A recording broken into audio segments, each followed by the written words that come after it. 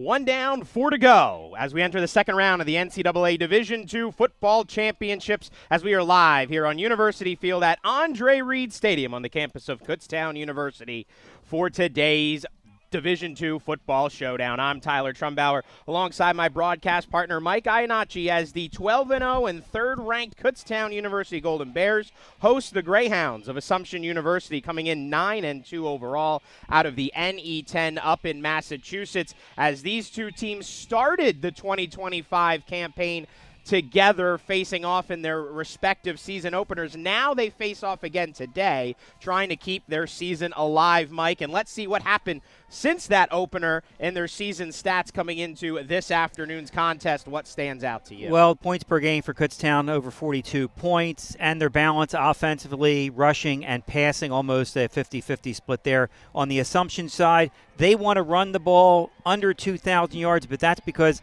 they had the NE10 Player of the Year, Jay Castanen. That's why you see those passing yards the way they are. So it's been the Kutztown defense, the opportunity offense delivering against the Assumption team that has bounced back since that 37-point loss to only have one loss since against Bentley. So the Greyhounds coming in today, they are familiar with the Commonwealth of PA. They've been road warriors. They look to continue that winning streak away from home here today and dethrone the Golden Bears this afternoon. We'll see what transpires. A spot in the national quarterfinals on the line here this afternoon. We'll step aside one final time. Kickoff coming up next, live right here on ESPN+.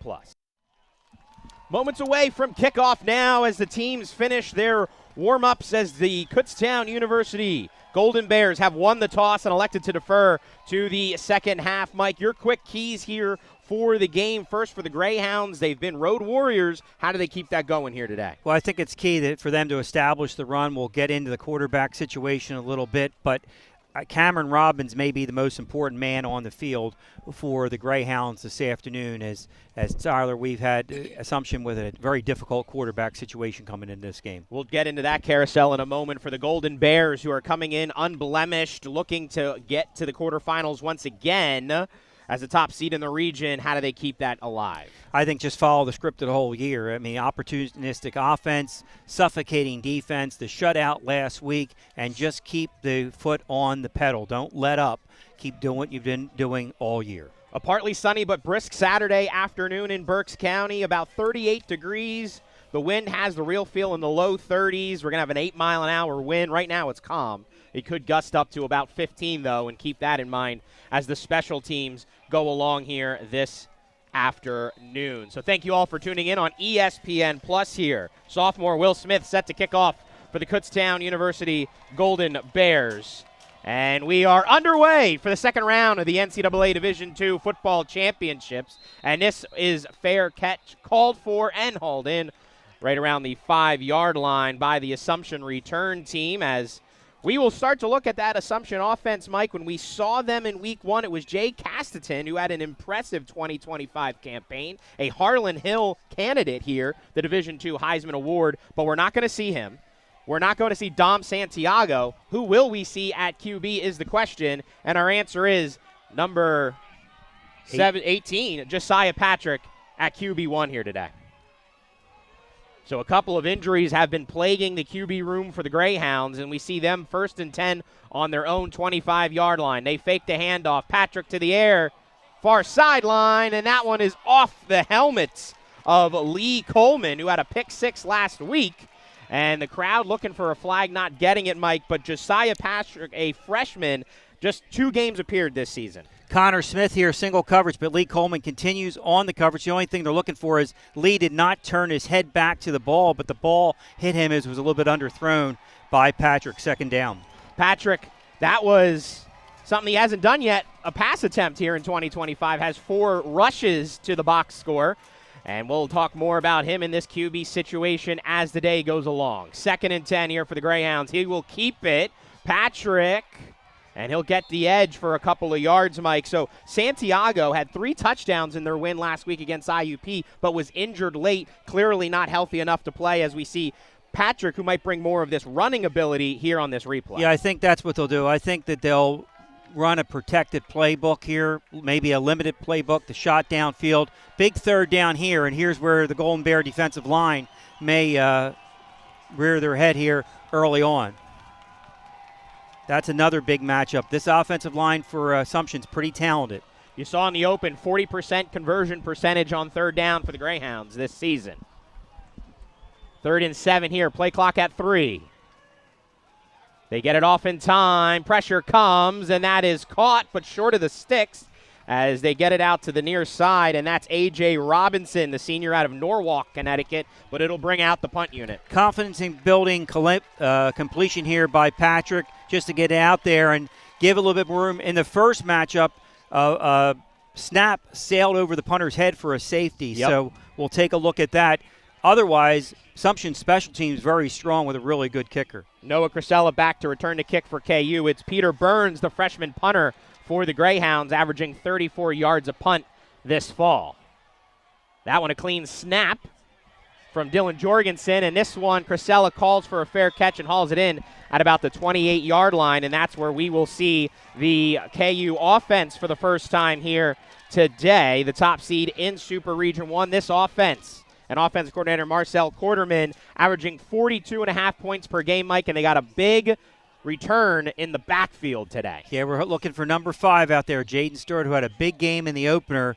Stephen Burkhart will get the first snap here, but we expect to see Jaden back out there today after the injury in the Bloomsburg game. Yeah, and he has returned to practice this week. Coach Clement's optimistic he'll be able to make an impact today, but it is Burkhart, and now you get back to that 1-2 punch with Judd Novak, the redshirt junior out of Manheim Central High School, also a Harlan Hill nominee. First play from scrimmage for the Golden Bears, handoff, and that's Burkhart moving his feet for a few yards. Stephen Burkhart has 13 total touchdowns here in 2025, averaging just over 6 yards per carry on the ground this season. Good matchup coming on this side. You're going to see Ryan Chernecki up against Tyndall Frick, the defensive end, senior, 6'3", 260, with 10.5 sacks and 65 tackles for the Greyhounds. Watch for that matchup all afternoon. 2nd and 7. They keep it on the ground. Burkhart has some room to work up there, and he'll get about 6, maybe 5 on that one to bring up a 3rd and very much manageable, as the Golden Bears have done a nice job on 3rd down this season, converting about 53% of the time. Straight run up the middle over C.J. Conti and the 2 guards there, Conklin and Everett, to make it a very manageable 3rd and short here. Judd Novak can run the football. The team opts to keep him more in the pocket without as many design runs, but we have seen him carry the rock a bit more here in the playoffs.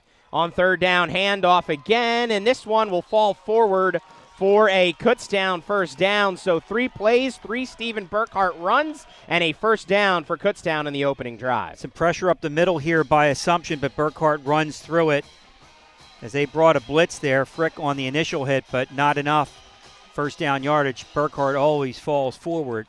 And a good battle in the trenches here. A very experienced offensive line for head coach Jim Clements and this Kutztown University Golden Bears team. The trenches have always been a pride for Kutztown during this run they've had over the last 5 seasons. This year, no different with these offensive linemen. Now to the air for the first time, and that one in and out of the hands of a linebacker in coverage for Assumption. Owen Fitzgerald, the team's leading tackler, getting a paw on that one as Judd Novak, look at this one again, Mike, tried to sneak that in to Rich Pacheski. Yeah, Fitzgerald drops in the coverage and turns right at the right time, and almost the first interception of the season on Judd Novak as he had Pacheski running down the seam.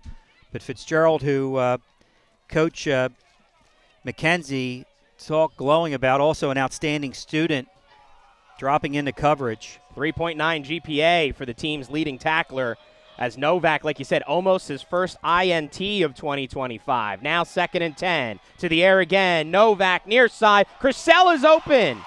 And he's down right around the 30-yard line. Found some soft spot in that coverage. And then they were able to connect right there before he's brought down, but a big pickup through the air. Great adjustment on this by Noah Crisella to adjust to the ball as the defensive back for Assumption lost his footing, and a big completion down inside the 30. So now into Assumption territory for the Golden Bears as Nathan Williams, the sophomore there in coverage, brings them down to avoid an even bigger explosive play here for Kutztown. And Novak, the PSAC East Athlete of the Year, showing his arm on the last couple of plays. 1st and 10 from the 29. A design sprint out here. And good coverage downfield by the Greyhounds, so Novak will have to just throw that one away. Assumption's made the decision to bring a lot of pressure up front. That time, Judd rolls out away from the pressure. You see the weak side blitz there coming. Frick gets way upfield, and Judd makes the right decision to throw that ball away, and it'll be 2nd down. So 2nd and 10, ball on the 29-yard line of Assumption as KU trying to score on their opening possession of this game. They scored on their first possession of the season opener as well. That was a nice lengthy scoring drive for the Golden Bears to kick off the 2025 campaign back in September. They'll go to the ground here. Burkhart with some room to work, and he'll lower his shoulder inside the red zone, and that'll be enough for a Golden Bear 1st down. The thing when you're showing pressure like Assumption is, it opens up some things. Once Burkhart gets through, there's no really line of defense there. There's no linebacker coverage there. So Stephen with another 1st down for the Golden Bears. Good opening drive and kind of textbook Kutztown, time-consuming drive. And that's what they like to do. If this is your first time seeing the Golden Bears, when they play in control and dictate the pace of play, they like to bleed the clock down as much as possible and wear down defenses. And they're doing that here on the first possession. Handoff, Trevor Amorum on the end around. Cuts back to the 10, and he's brought down right inside the 10-yard line as a good end around handoff to the senior out of Slatington. Moves the sticks. Kutztown, a lot of success in the first matchup to get to the outside, and he had a lot of blockers there in front of him as they run that jet sweep to Trevor Amorum. And they'll actually just give him 9 there, Mike, down at the 10. So it'll be a 2nd and just under a yard, but a good pickup there for Amorum, who is a key player in the receiving game, but also has the skill set in his senior campaign to be contributing on the ground as well. Full playback book open right here on 2nd and short. Handoff, Burkhart, and that will be enough for that 1st down inside the 10-yard line. Forward progress will take him to the 7 as we will drop under 9 minutes to go. So a quick 3 and out here, Mike, by the Golden Bear defense, and now an impressive drive by this offense on the doorstep of getting on the scoreboard. Right. Assumption last week fell behind to IUP 20-7, kicked a late field goal to make it 20-10 at the half, and then outscored IUP 13-0 in the second half of the 23-20 win. Actually 16 unanswered going back to the last few minutes of that opening half. And a very crucial field goal there at the end of the half that kind of made the second half happen. And this team can kick field goals, so keep that in mind with the younger quarterback maybe trying to get points out of some of these drives. Here's Novak, 1st and goal, and he is in for the touchdown. Judd Novak for 6. The Harlan Hill nominee, Judd Novak, calling his whole number, held up at the goal line, but he spinned away from it. His 3rd rushing touchdown of the season. I said in the open, Mike, he doesn't like to run a lot. They don't design it, but they have done it more in the postseason. You see it here. Great kick-out block by Gino Campagna, and also Shane Hartman there running that side to give Novak the lane into the end zone. Will Smith on for the extra point attempt. Nate Millard, the senior punter, is also the holder.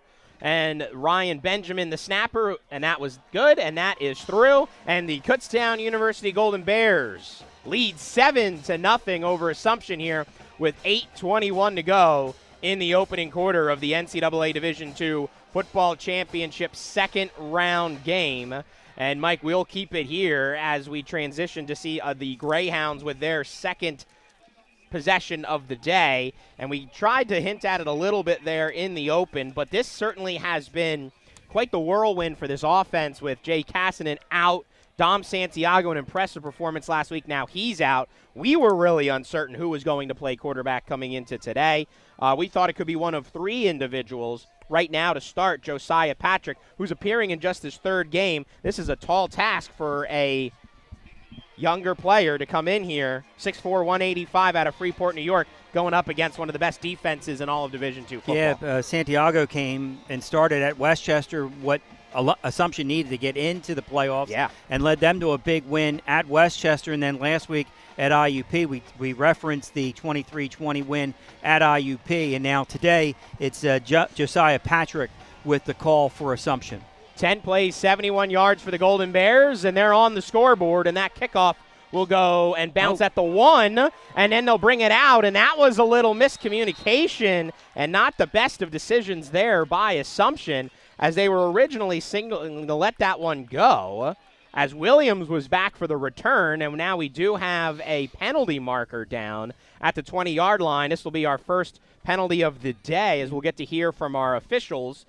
Today's crew is out of the Great Lakes Intercollegiate Athletics Conference. There it is. Austin Lehman was thrown to the ground. So a little extracurricular there. Right in front of the official. And Bryce Mueller is our referee, and we'll hear from him here at Andre Reed Stadium. And it's holding on the return team, so that will back up an already hectic return there by the Greyhounds. Rounding out the rest of our officiating crew is Dennis Bussey, the umpire. Head line judge is Bill Rumney. The line judge, Sam Santilli. Jake Paganelli is the side judge. Mike Dunlap's the field judge. The back judge is Royce McKinney. And our alternate today is Shane Smith. So a self-inflicted penalty will back the Greyhounds all the way up to their own 7-yard line, 1st and 10, make things a little bit harder for Josiah Patrick. It'll be Patrick again here. James Farrell is the other quarterback dressed today for the Greyhounds. And that one brought down for a loss in the KU defensive line, who's been impressive here ever since the PSAC championship game, gets home there for a big tackle for a loss. Brandon Strasser out of Governor Mifflin comes down from his linebacker spot. That's his 50th tackle of the season. An impressive player from... It was Braden Pullman, the MVP of the championship game, number 94. Yeah, the graduate year player. Him and Strasser have had an impressive last month or so here. You mentioned Pullman being named PSAC title game MVP. So now 2nd and long, ball back on their own 5-yard line. Fake the handoff, Patrick keeper, and that was a good play call there as they worked that up ahead to give a little bit more breathing room as he gets about 7 yards on that 2nd down play. Yeah, good run pass option here for Patrick, and he sticks his nose in there and gets them away from the shadow of their own end zone. 3rd down here and about 5 or 6. I'm calling it 7. Numbers not our thing, Mike. Nope. Carrying over from last week. Guessing. So 3rd down and a little bit of a ways to go here. Otherwise, could be punting deep in your own territory. Positive yards needed here for the Greyhounds either way. Shotgun, pressure coming, pass, and that is caught for a 1st down. Yards after catch up near the 20-yard line, and then gang tackled right around the 20, but that is a big 3rd down pickup for the Greyhounds offensively as he gets it to Connor Smith, the junior out of Shelton, Connecticut. Yeah, the leading receiver on the team. He goes to a sure bet right there. Connor Smith with a big touchdown at Westchester a few weeks ago, and now Assumption has a little energy here on offense after that conversion. Trying to go up-tempo and catch this team a little off guard as they're going up against one of the best defenses in all of Division II football. KU averaging a little under 10 points per game, multiple shutouts to their record here in 2025, including last week, their 52-0 win over Bentley, another team out of NE10. 2nd and 7. Patrick throws, has a man downfield, and it's caught inside the 40-yard line, gets behind the defense. Tyrell Ford lost track of him, and he hits Keith Mancini, the senior from North Kingston, Rhode Island. Yeah, you're absolutely right. As Mancini just works downfield, protected, roll there, and Mancini, who scored a touchdown in the first game off a pass from Caston with a big completion there for the Hounds. First time in KU territory, a keeper for Patrick, and a good tackle coming up there for Mike Fiemme, Mike, and that gives us a chance to talk about the changes at safety for the Golden Bears. Yeah, they lost Noah Kenzie last week with an injury, and Jasir Harden's out today, so that back line of the defense with Justin Gonzalez and Mike Fiemme both have seen a lot of action. Tyler, here's the part where offenses against Kutztown have stalled, trying to put play after play after play together. Defensive coordinator Eric Fargo Impressive here for the Golden Bears defensively, guiding one of the most talented units in Division II. Quick pass inside, and that pass breakup and a little recovery. Tyrell Ford, the transfer from St. Patrick, trying to make up for his misplay earlier in the drive. Third down here, and again, we talked about the Assumption kicking game. Massimo Scabata.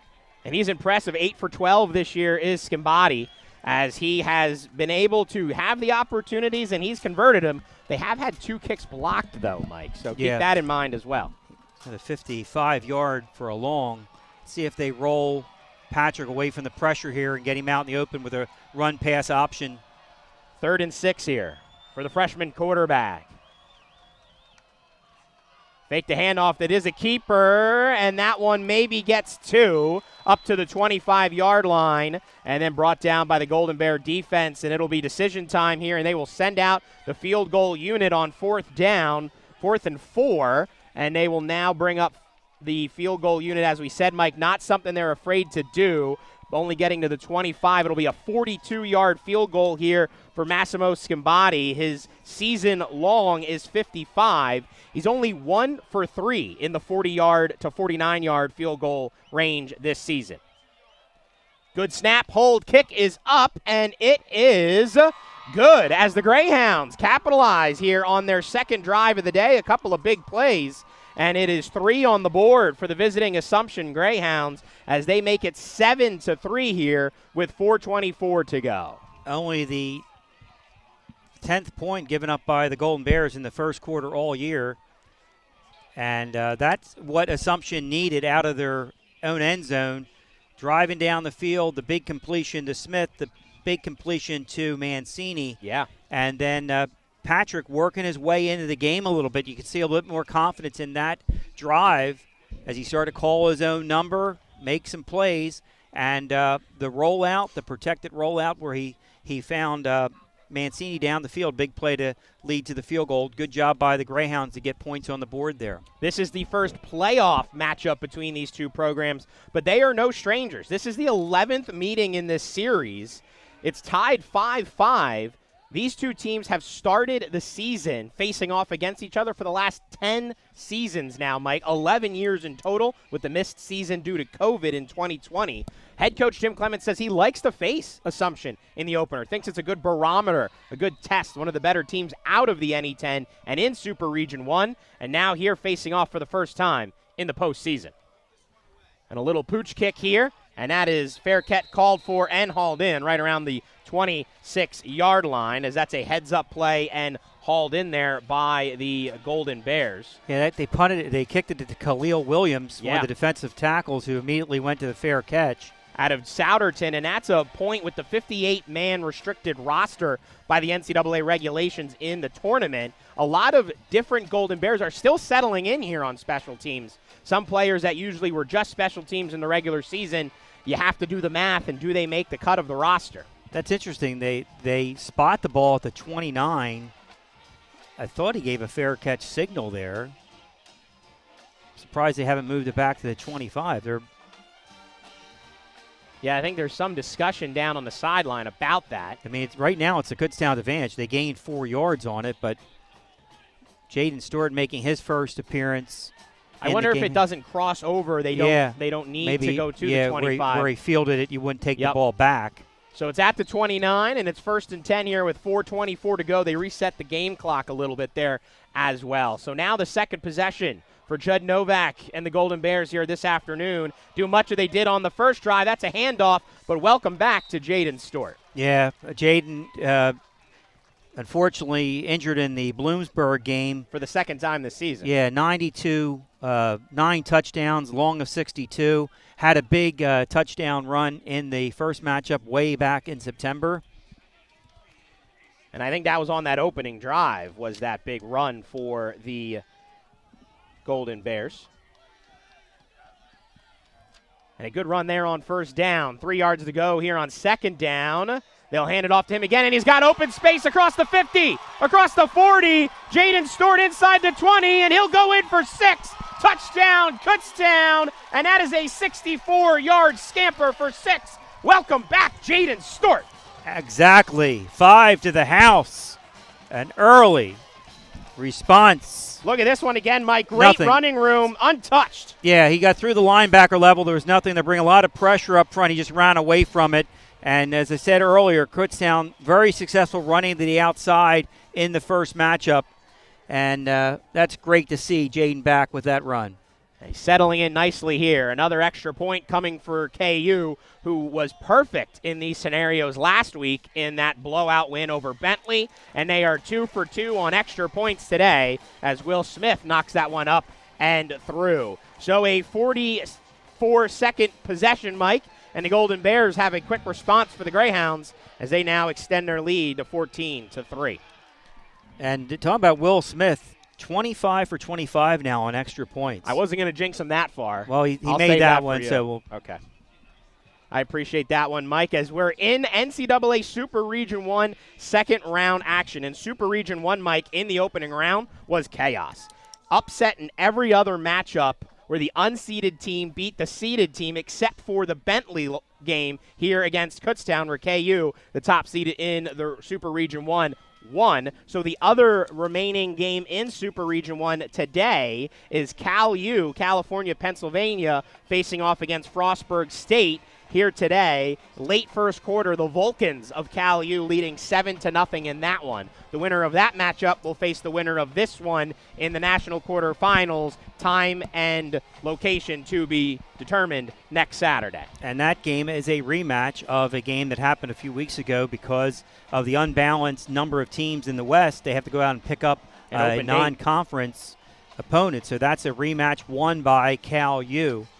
Of course, Kutztown and Cal met in last year's PSAC championship game out of Cal. Short kick here by the Golden Bears. That one drops in and then hauled in. Could have been a disaster there for the Greyhounds. These defensive tackles are saying, why are you kicking it? That's Byron Jones Jr. over there, the sophomore.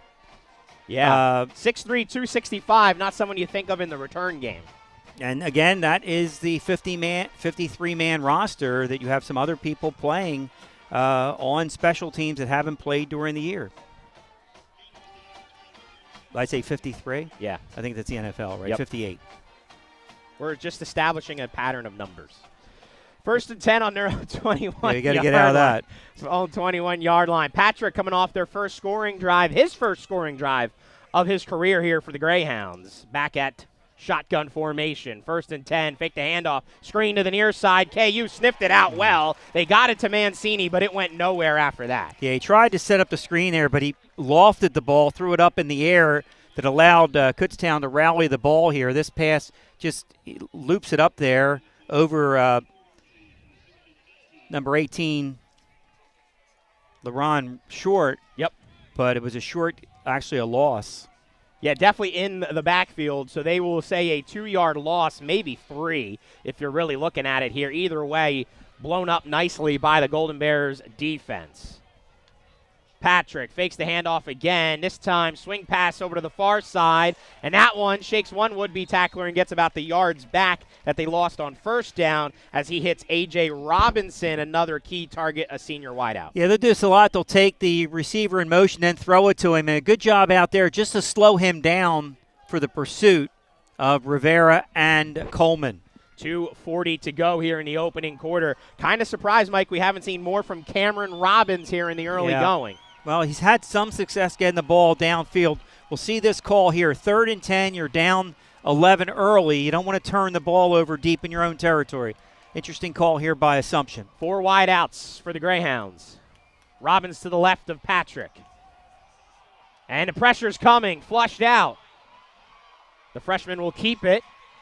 And he'll get close. Ball popped out, still in play. Golden Bears pick it up, and they're down the field, picked up by Freddie Redder. Toe tap in the sideline, and a quick pop, and another sudden change, and they'll stay with the call on the field. Kutztown football. Josiah Patrick had an opportunity here. He's trying to see where the first down marker is, and he extends his play, and right there, the pop from number 25.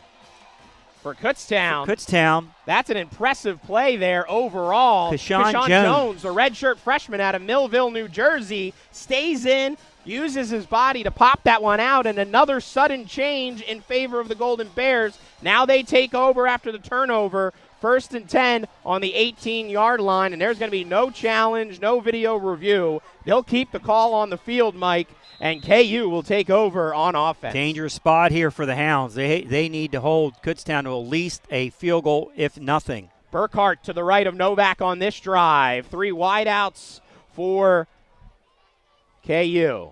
Handoff. Burkhart, and he'll get to the second level before he's brought down, but still a good pickup. Owen Fitzgerald in on the tackle. He's got over 120 of those on the season.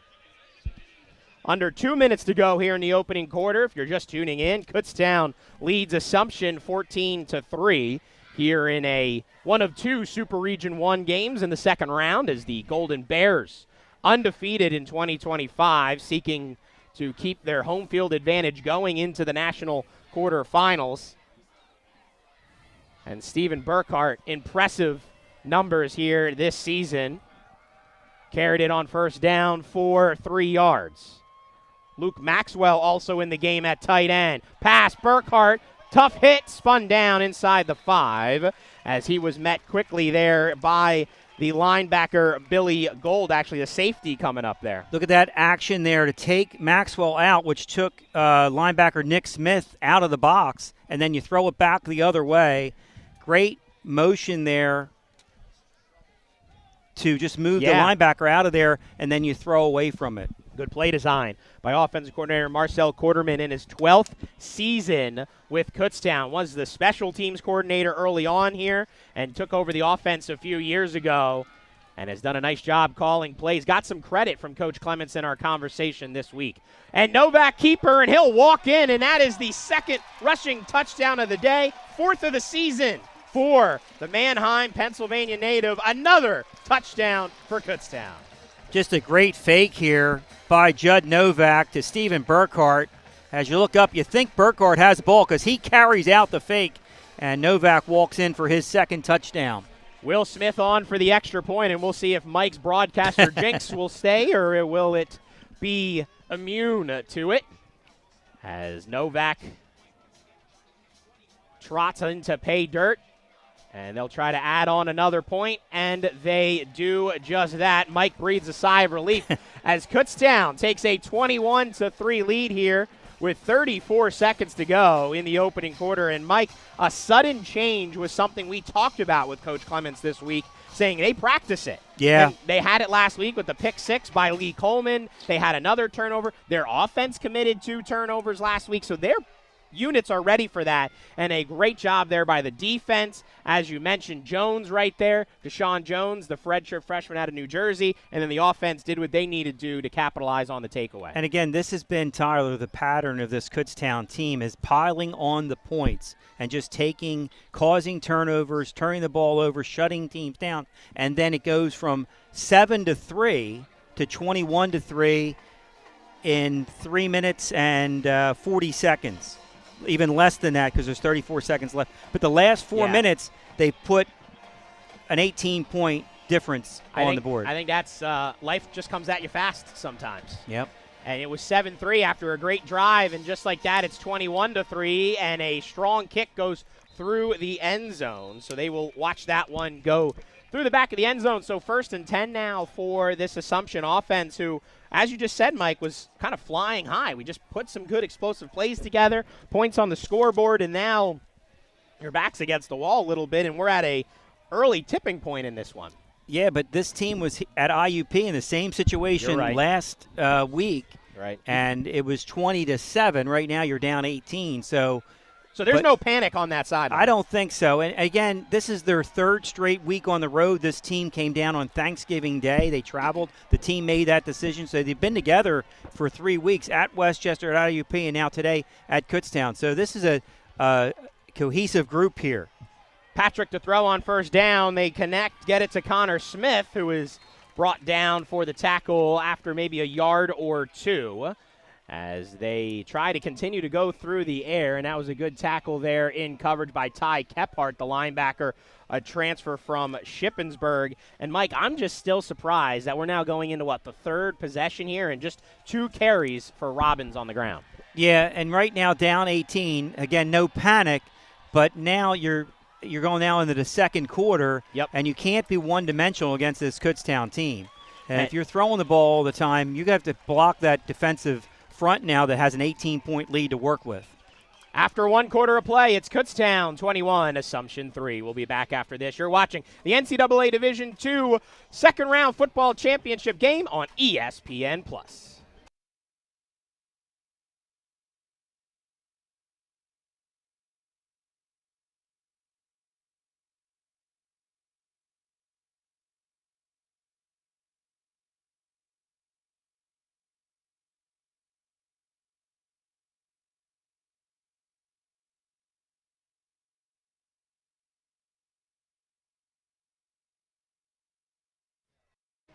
Mike, 20 combined points in the first quarter, a lot to look back on the first 15 minutes of play. Yeah, Judge Novak run into the end zone. He breaks the tackle right there at the goal line, spins in, Kutztown up 7-0.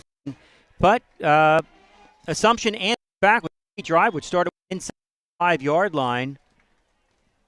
Scabati with the kick there, 42 yards at 7-3, and you're feeling pretty good on the Assumption side. You've managed this. And then Jaden Stewart returns to the lineup and does this from 64 yards out, to a touchdown that he had in the opener. And that was a big run, and then they cashed in on that one there late. As we wrap up that replay and get back to the field of play, live action here now to kick off the second quarter. They do keep it on the ground there, Mike, and maybe get back to the line of scrimmage to bring up 3rd and 7. Yeah, that was Cam Robbins on the carry. Their leading rusher, 4.9 per carry average, 7 touchdowns in the season with a long of 66. I thought coming in they were going to have to get him involved early to try to back off this KU defense, and circumstances have forced them to go more to the air. 3rd and long here, Tyler. 1 for 4 on 3rd down today. Going hard count. Patrick. And that's a jump ball in and out of the hands. Good coverage there downfield, trying to connect with Connor Smith. And I think, Mike, that was Lee Coleman on coverage? Sure was. Second week in a row, Lee Coleman making some plays here. Again, it's a long way to throw the ball, too, all the way to the far side. Connor Smith has been the favorite target here early, lofts this ball up there. Just enough time for Lee to react to it and break it up. Lee Coleman, Coach Clements couldn't talk enough about him. Said that was his best game last week in his Golden Bear career. And they've been seeing that progression all year long from him on the practice field as well. So now here the second punt of the day here for Assumption. And that one not very strong. And it'll bounce fortuitously for the Greyhounds and roll to about the 33-yard line where it is downed there. And that is where this Kutztown offense will take over 1st and 10. And not the drive you wanted if you're Assumption down 21-3. Now the pressure's on your defense. You need to stop. Yeah, you need a 3-and-out here, and you need your playmakers to make plays. Tyndall Frick, Owen Fitzgerald, who had a near interception. You think about how things might have changed if Fitzgerald would have made that interception at that point on the opening drive. But now down 21-3, and Kutztown with really pretty good starting position here at the 33-yard line. The run to the outside has been successful for the Golden Bears so far. KU up 21-3 in the NCAA second round for the 7th time in program history. Looking for a spot in the national quarterfinals. And Stewart's in at running back, gets the first carry, and another good run there by Jaden Stewart, who took the last time he had the football. He took it 64 yards for the score. Or with this offensive line, just run up the middle. That time Conklin and Billy Everett and Ryan Chernecki was 6 or 7 yards downfield. Everyone a redshirt junior or more experience other than Conti, or redshirt sophomore. 6 foot 275 at center. So it is a big, experienced, knowledgeable offensive line here for Kutztown. 2nd and 3 after 7-yard carry on 1st down by Stewart. And they'll give it to him again. 1st down yardage, and then he's twisted down right at the 45-yard line, but that will move the chains here for Kutztown. Good solid run there by Jaden Stewart, the offensive line, getting downfield. Yeah. Really controlling the line. We haven't seen him in a while, Mike, right. And it's just I forgot how fast his legs move. Yeah, that's what Coach Clement said is they've really had – it's been the first time in a long time they've had a breakaway back who can run away from everybody. They've always had the punishing backs. Going all the way back to Craig Reynolds, who just signed with the New England Patriots practice squad yesterday. So best of luck to him with the 10-win Patriots. First down handoff. No, they'll keep it to Novak, who maybe gets a yard and then is pushed backwards on first down. And if Kutztown continues to play with this lead, Mike, you've seen it so far, they'll keep the ball on the ground. Now, they've had the explosive plays, but last week it was the prolific passing by Novak. Now it's the resurgence of the running game here in round 2. And what it does, when you're starting to run the ball effectively, that opens up things because people will start creeping up, and you can take a shot downfield every so often. 4 wide receivers here on 2nd and 8. They'll give them 2 on that hard-fought scamper by Novak. Pass, quick slant, in and out of the hands of Amora. Might have been tipped away by the Greyhounds there defensively.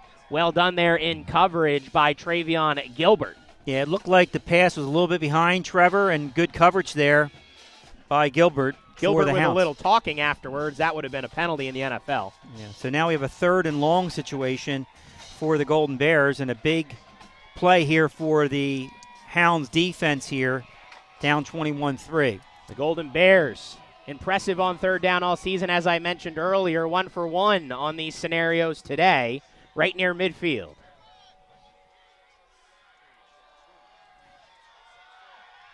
Stepped up Novak, trying to keep it, asked to make a man miss, he doesn't. Gets to right around midfield. Now it's kind of in a gray area here, Mike, but no hesitation. They'll send out the punt unit. Great tackle by Billy Gold here in the open field, because if Novak beats him, he probably has first down yardage. Good stop by the Hounds defense, and Nate Millard on for his first punt of the afternoon. Millard out of Daniel Boone High School, averaging 41 yards a punt here in 2025, and maybe the chance to pin them inside the 20.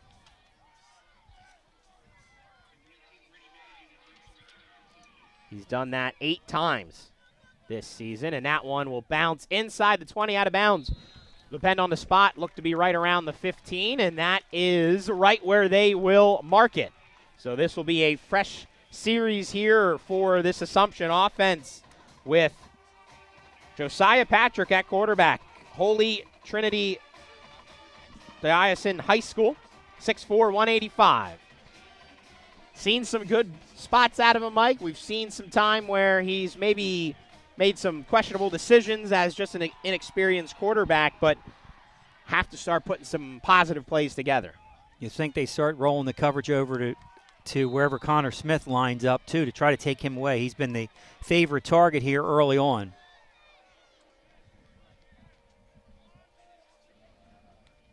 Greyhounds fake the handoff. Patrick pump fakes and then gets it to Robbins, who takes a big hit.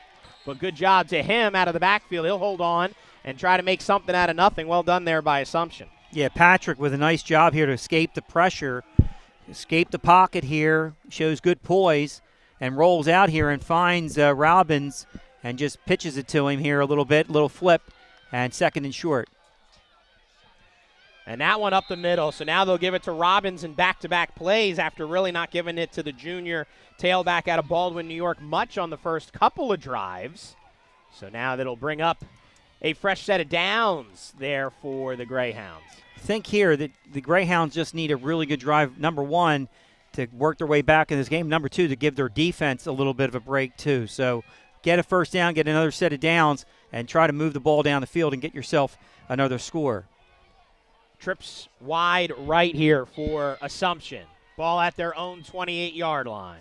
Robbins, handoff. He's got some room to run. Runs into the official, and that aids the Golden Bears as that slowed down Robbins, who is ready to run. Still gets across the 40-yard line for a first down. Yeah, this is a good job up front by the offensive line, getting some push, getting him an open, and Robbins reads the right hole for first down yardage. Good drive so far by the Hounds. And they'll go quick again to Robbins. Again, a big run into Kutztown territory. a couple of big chunk plays on the ground here for the Greyhounds, who are trying to go up-tempo and keep this KU defense back on their heels. Yeah, and avoid the substitutions. So this is a good drive here by the Hounds, exactly what they needed here. And they'll give it to him again. That time it is sniffed out well by this Kutztown defensive line as they bring him down in the backfield for a loss. Look like interior of the defense comes down. That's short again on the hit. And then finished off by a bunch of other players. LaRon Short's had an impressive run over the last month or so. A product of Great Valley High School. Brought him down 2-yard loss, so it'll be 2nd and 12 back on Kutztown's 47-yard line. Patrick to throw. Pass. Intercepted right to the Golden Bear defender. And that's is the first big mistake by the freshman quarterback today as the pile continues to move here. Don't want to lose the football. We sound penalty marker. We got a lot to clean up as the scrum continued all the way near midfield. Sudden change turned to big movement, and that was a big interception there by Brandon Strasser, the linebacker. Yeah, he drops into coverage here, and Patrick just does not see him. At all. Doesn't see him at all as he kind of loses his vision downfield, just rolls and doesn't look and just underthrows the ball. There were 3 defenders there. And that will stall what was a productive drive for the Greyhounds. We'll see what the penalty marker is, if that'll aid the Golden Bears. It's a personal foul on Assumption. So that will help Kutztown in their starting position on this drive. And what was some great chunk plays, some liveliness from this running game for Assumption. They go to the passing game. Another sudden change. 2nd turnover of the day forced by this Golden Bear defense. And now, instead of Assumption driving into Kutztown territory, here comes the Golden Bear offense, Mike. 1st and 10 on Assumption's 34-yard line. Yeah, and here is where you have to watch if you're Assumption, if offensive coordinator Marcel Quarterman looks to really knock it out and take a shot downfield here, or be conservative and run the ball. But right now, this is empty, so I'm thinking they may flood the zone downfield here a little bit. They do have 5 wide receivers here on 1st and 10, trying to see if maybe they'll take a deep shot. Just one safety back here for Assumption. Watch Frick to the far top of the screen there, number 50. 3-4 defense here by the Greyhounds. 8:22 to go here in the opening half. Kutztown up 21-3. Novak to pass. Down underneath, check down, and they will say that was caught. Assumption says no, it was incomplete, but the officials disagree. Judd took a look downfield, then came back to Morum coming across the middle. Makes a nice safe catch there, picks up a few yards. Tough to see from our angle there, but they right now do have a 1st down pickup through the air to the former Northern Lehigh Bulldog across the middle. Getting closer to the midpoint of this 2nd quarter now, 2nd and 5. Ball just inside the 30-yard line of Assumption.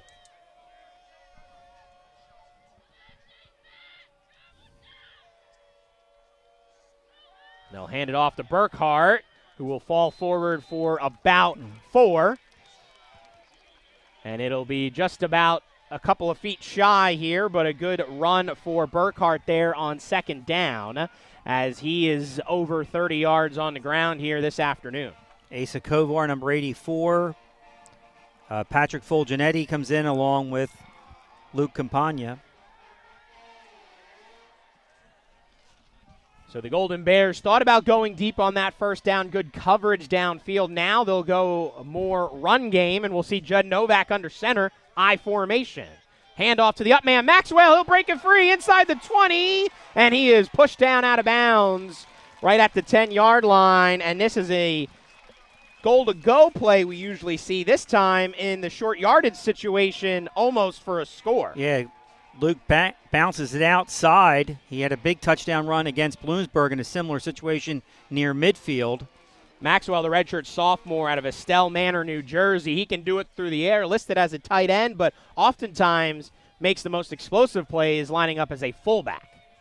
So now goal to go at the 9-yard line here. Fresh set of downs for the Golden Bears with the play clock to single digits. Secondary signals coming. 5:14 left in the first half. Total domination by the Golden Bears at this point. To pass on first down, Novak near side, caught, Amorum, pylon, touchdown, Kutztown. Judge just kind of slung that out to Trevor Amorum. Amorum breaks the first tackle. Watch Judge just kind of throw this almost sidearm to get to Amorum. Slings it out there, and Amorum breaks the tackle at the 5 and goes in for the touchdown. And he just snuck it in, and that'll stand for 6. Novak to Amorum with 6:08 to go in the opening half. Gets it to a senior wideout who's had an impact already today. Couple of catches. And Will Smith's extra point is up, and it is good. And with 6:08 to go in the opening half, it is Kutztown now leading 28-3 with another turnover turned into points by this Kutztown offense. That's 14 now off of takeaways today, and capping it off with a Trevor Amorum touchdown reception, as it has been an impressive day for Judd Novak and this offense overall. And Mike, you have to start finding some answers if your assumption. Yeah, I'm not sure if there's enough down 28-3. You know, 21-3 is kind of manageable. Again, I think they just need to put a drive together here just to give their defense a little bit of a break. And you wonder, you know, whether they go to the fourth quarterback, James Farrell. But Patrick has shown some good things. He just has made the mistake, the fumble and then the interception. So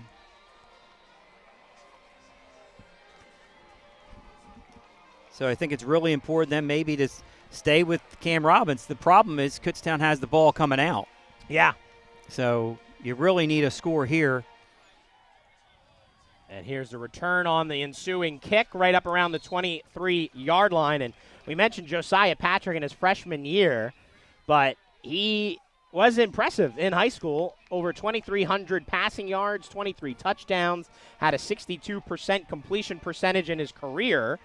And just trying to settle in here, though, but it's not easy. Hey, welcome to NCAA Division II football, and you're going to play one of the best defenses in the third-ranked team in all of D2 football here in your first career game. Yeah, not an easy assignment, and I'm sure the coaches worked with him once they knew Santiago's situation after leaving IUP last week.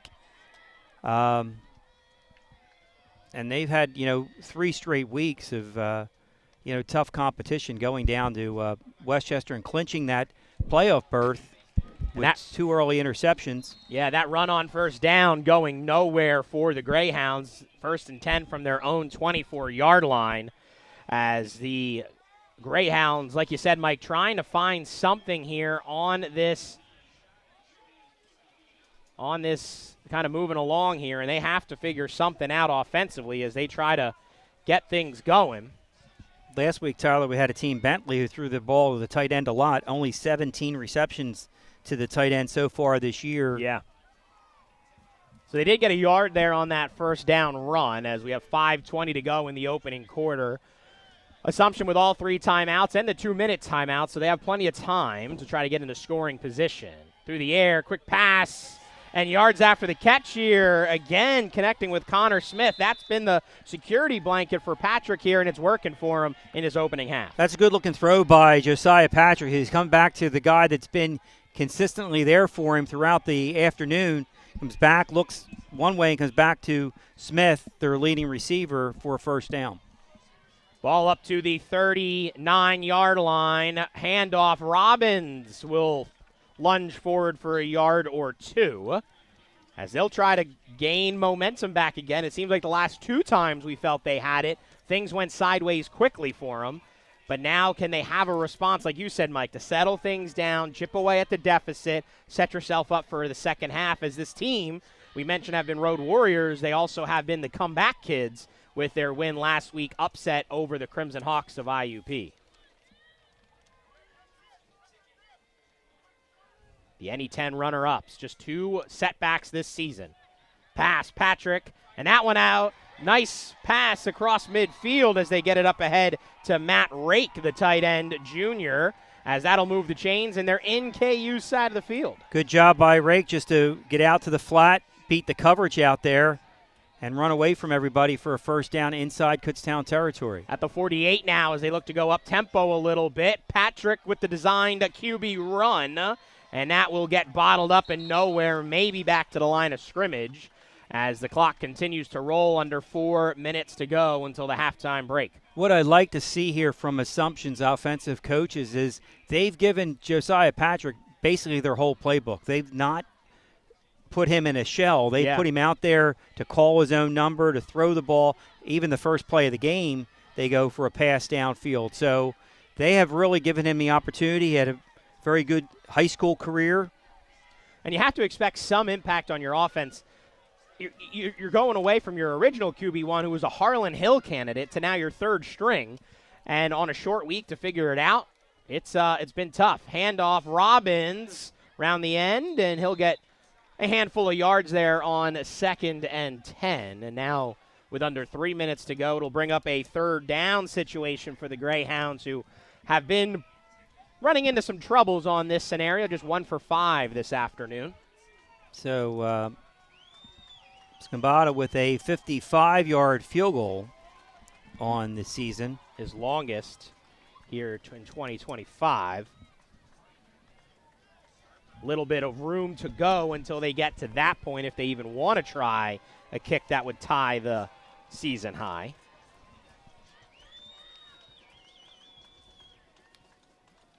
Fake the handoff. Patrick on 3rd down. And he'll dump it off to Robbins. Tightrope, and they'll say he stepped out of bounds early in that scamper for the yards after the catch. So it'll depend on where they mark it out of bounds, and that'll determine what head coach Andy McKenzie does.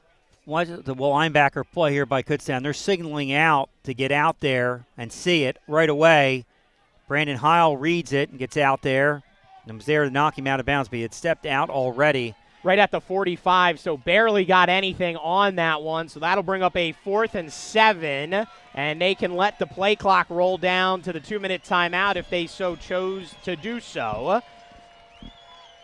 And they will do that, trying to go hard count, see if they can get the Golden Bears to jump. They do not, so they'll have more time to talk about their 4th down decision coming up. We've reached the 2-minute timeouts. Kutztown 28, Assumption 3. You're watching the NCAA Division II Football Championship 2nd round on ESPN+.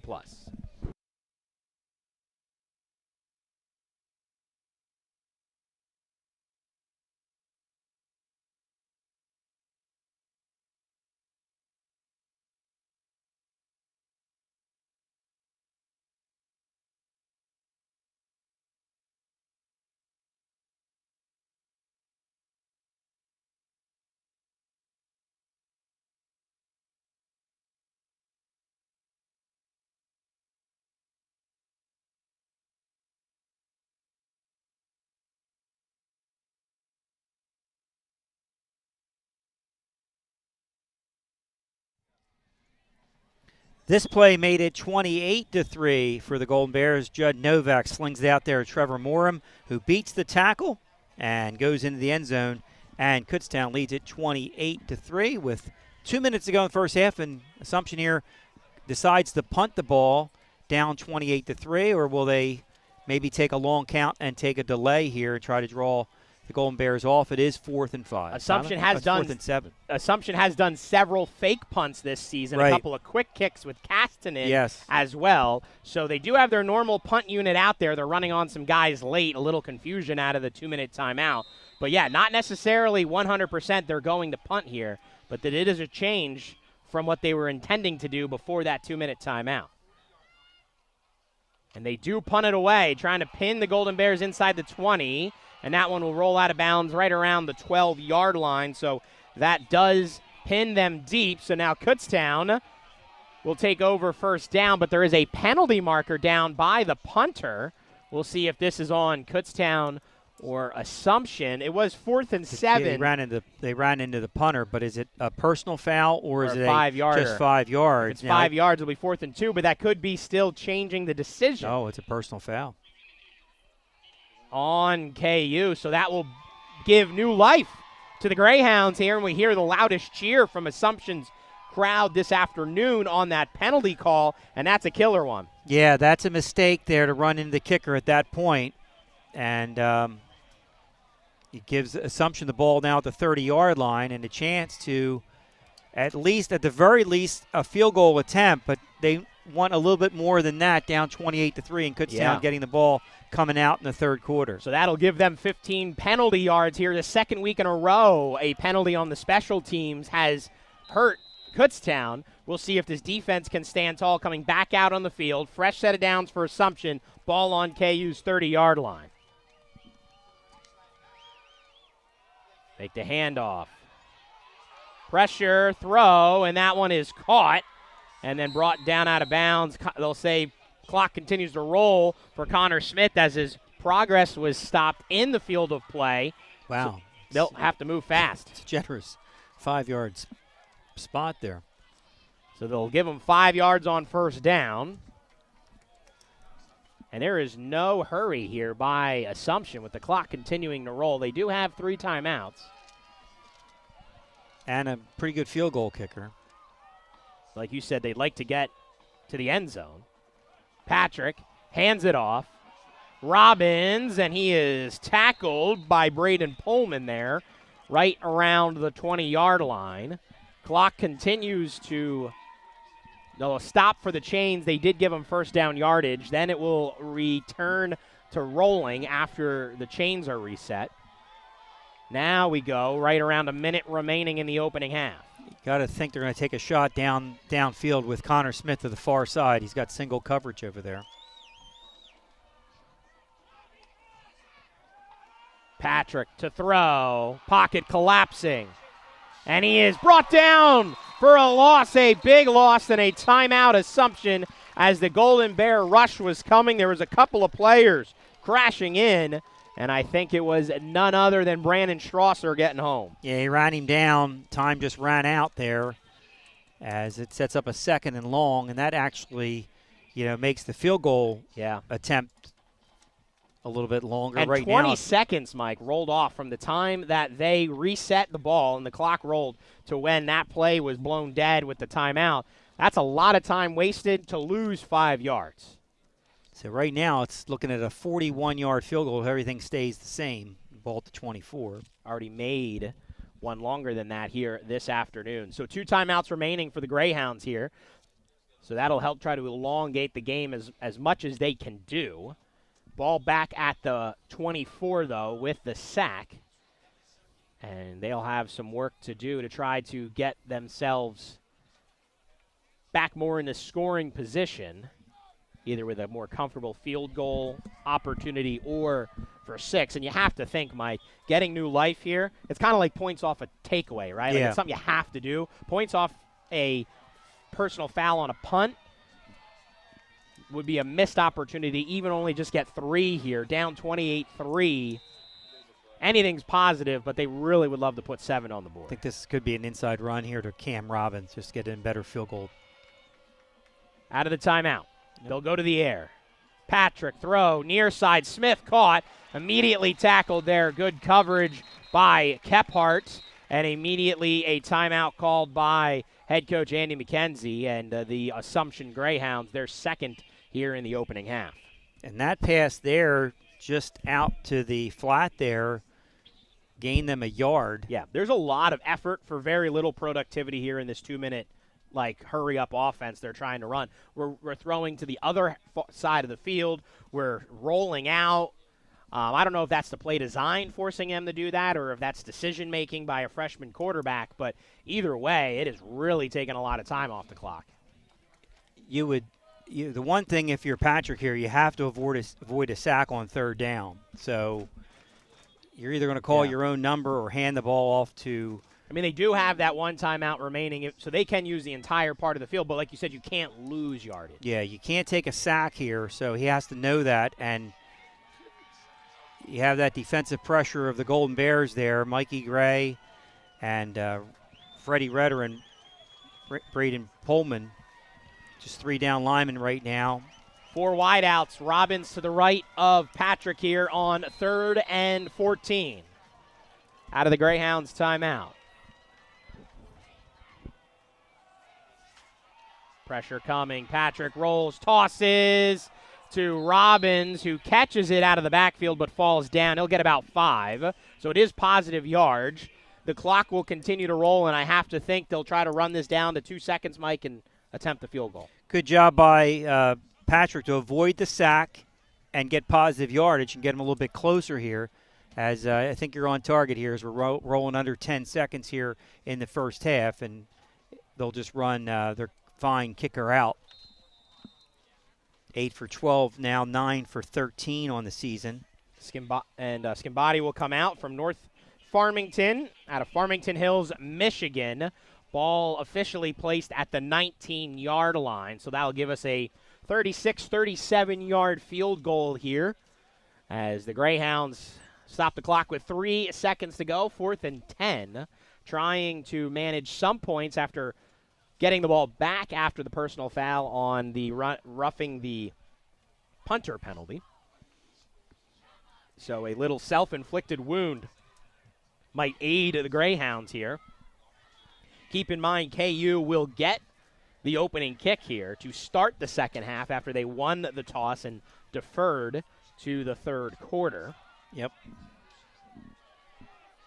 So we know KU prefers to do that. They've done it every time they won, and they held true to their methodology here in the second round as well. So now here's the field goal unit for the Greyhounds. Peter Burns, the punter, is also the holder here for Assumption out of St. Augustine, and Dylan Jorgensen out of Beacon, New York. And the kick is up, and it is good. So connecting on a second field goal of the game for the Greyhounds is the way the first half comes to a close. 2 quarters in the books, and it's Kutztown 28, Assumption 6, Mike. And like you said, good scoring drive for the Greyhounds there to at least get some points here going into the locker room. Would have loved to get 7. But 28-6 now as they trot over to Keystone Hall. Yeah, still a high, long mountain to climb here for Assumption. However, that has to make them feel good that they at least got points on the board there, and at least get a stop coming out in the third quarter. Who knows? But a good first half by the Golden Bears to put 28 points up.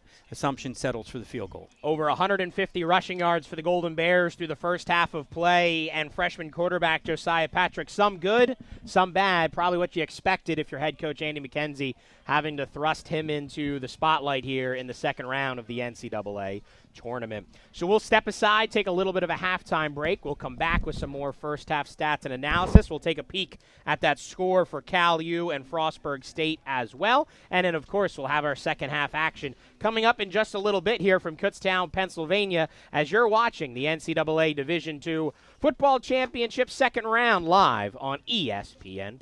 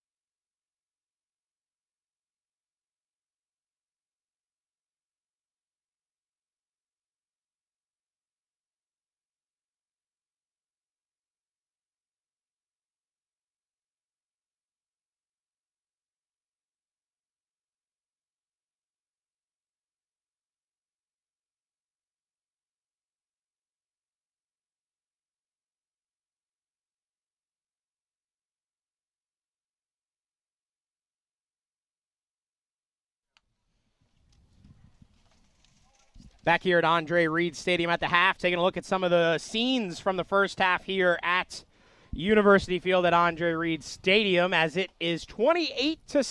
Kutztown, the third-ranked team in all of Division II football, enjoying a comfortable lead here over the Greyhounds of Assumption. Mike, and they've done it through the running game, mainly over 156 yards amassed on the ground, over 9 yards per carry, and it's been a welcome return for Jaden Stewart, who has 83 yards on the ground and 1 touchdown. An impressive performance from him and Burkhart with that 1-2 punch. Yeah, they started off running the ball, establishing the run, and then, Judd is, when he's had to, has made the completions and found some receivers downfield. So look at here at Assumption, their top receiver, Connor Smith, there with a completion. He's been their favorite target in the first half.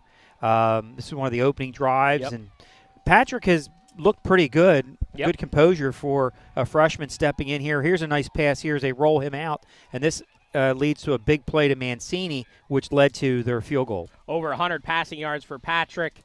About a dozen or so rushing yards as well. So those are a couple of key numbers there. And let's take a look at some other stats from the first half as well, Mike, as we get closer to our second half kickoff. And it has been an impressive first 2 quarters of play for the Golden Bears. Yeah, the first downs are even. Rushing attempts almost even. But there's the difference right there, 156-57.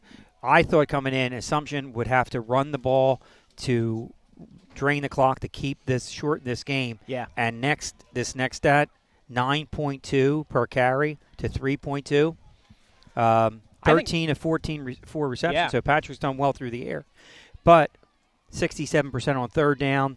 Penalties not a factor. Assumption's actually possessed the ball more, which usually is sometimes a factor in a game being close. But the Golden Bears have spread out and has a 28-6 lead here at the half. Robbins, the running back for Assumption, virtually non-existent in that first quarter. Second quarter did play more of a factor. He's got 10 carries for 42 yards here at the halftime break. So as the teams start to come back out on University Field, the sun is shining here, and we have 2 more quarters remaining in our second round game between Kutztown and Assumption. A quick peek at the scoreboard, Mike, for the other Super Region 1 second round game, also at their halftime break. California of Pennsylvania leading Frostburg State 14-7. So the Vulcans could be on their way to a second round win and trying to come back. 9-3 coming into today is Cal U. So that would be next week in the national quarterfinals, but there's still 30 minutes of football left to be played here this afternoon, Mike, and we will see the Golden Bears get the ball to start here in this second half. For Kutztown, obviously, they saw what Assumption was able to do last week, make that comeback win over IUP. Don't want to leave that door open and give them momentum, especially with a freshman quarterback. Now, I think it'll be you'll rely on the run a lot and kind of bleed this clock and shorten this game with this opening drive to start the second half. For Assumption, your goal is you just had a field goal at the end of the half to get it down to 22. You want to get that ball back again to chip away at this deficit. So they need a 3-and-out or some sort of stop or some sort of turnover for their psyche there on the sidelines. A long drive by the Golden Bears to start this third quarter, and it could be lights out. 16 unanswered points for the Greyhounds last week when they beat IUP 23-20 to get here today, and they'll have to do that same blueprint here today, more than 16 unanswered, if they'd like to come back and beat the Golden Bears here this afternoon. So as the game goes along, we will keep you apprised of all of the action. Some interesting scores starting to roll in as we get into the second half. And obviously what's going on here in Berks County being the top billing as we move along here on a sunny Saturday afternoon.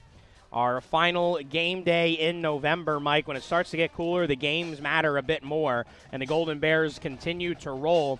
And something that I thought was interesting, Mike, when I asked Coach Clements this week, do you think your team's playing its best football right now? And I think he was complimentary of his team, but I think deep in his heart his answer was, we have room to grow and improve, and you've seen that in spots today. And that's got to be encouraging that you're having this type of performance and you still think you're not at your ceiling. Well, I mean, that's the bar that he set for this program, not to settle. You know, they went to Bloomsburg in the next to last game of the regular season and got challenged by the Huskies. Won that game by 5 points, I guess it was, and then came home for this conference championship against IUP. Found themselves down for the first time all season and rallied and won. Handled Bentley 52-0 last week. And today, the first half, they put 28 points up in the first half and limit Assumption to 2 field goals. But I would think with this coaching staff, that's still not good enough. They want to be better. Set to go for the second half. Preston Pacheski back to return the kick, and this one will go over their heads. Actually, Preston will catch it and bring it out of the end zone. Trying to make some magic here on the opening kick, and we have a big hit on the near side. We also had a big hit back around the 10. And I think that's going to be an illegal block on KU, although it kind of looked like 2 players ran into each other. Preston fields this, thought he had something here, and then a big hit from nowhere. And a flag came in over there in the middle of the field in the area of an illegal block. So Kutztown will be moved back here, but I wonder if they're going to take a look at this hit on Preston is maybe targeting. A little conversation from our officials. It's going to be holding, no, blocking it back, excuse me. And that will be 1st and 10 for the Golden Bears, so backs him up. Mike, I'm never a fan of returning it, especially when you're already in the end zone. Yeah, and, that's a decision there. Even Lanique actually stepped back into the end zone there to return that. It looked like they might have had something here on the near side, and then the big hit by the Greyhound there to so the Golden Bears will start deep in their own territory at the 8, their worst starting position. A fast-moving first half. Now we get to half number 2 with the PSAC champion, 3-time conference champion, back-to-back-to-back Golden Bears for their first drive of the second half. Greyhounds really have to contain the edge here, not let Jaden Stewart get outside. And they'll hand it off, and they'll try to go up the middle, and the Greyhounds can't contain him initially. He's able to change fields to turn nothing into at least a few yards here on the first play from scrimmage.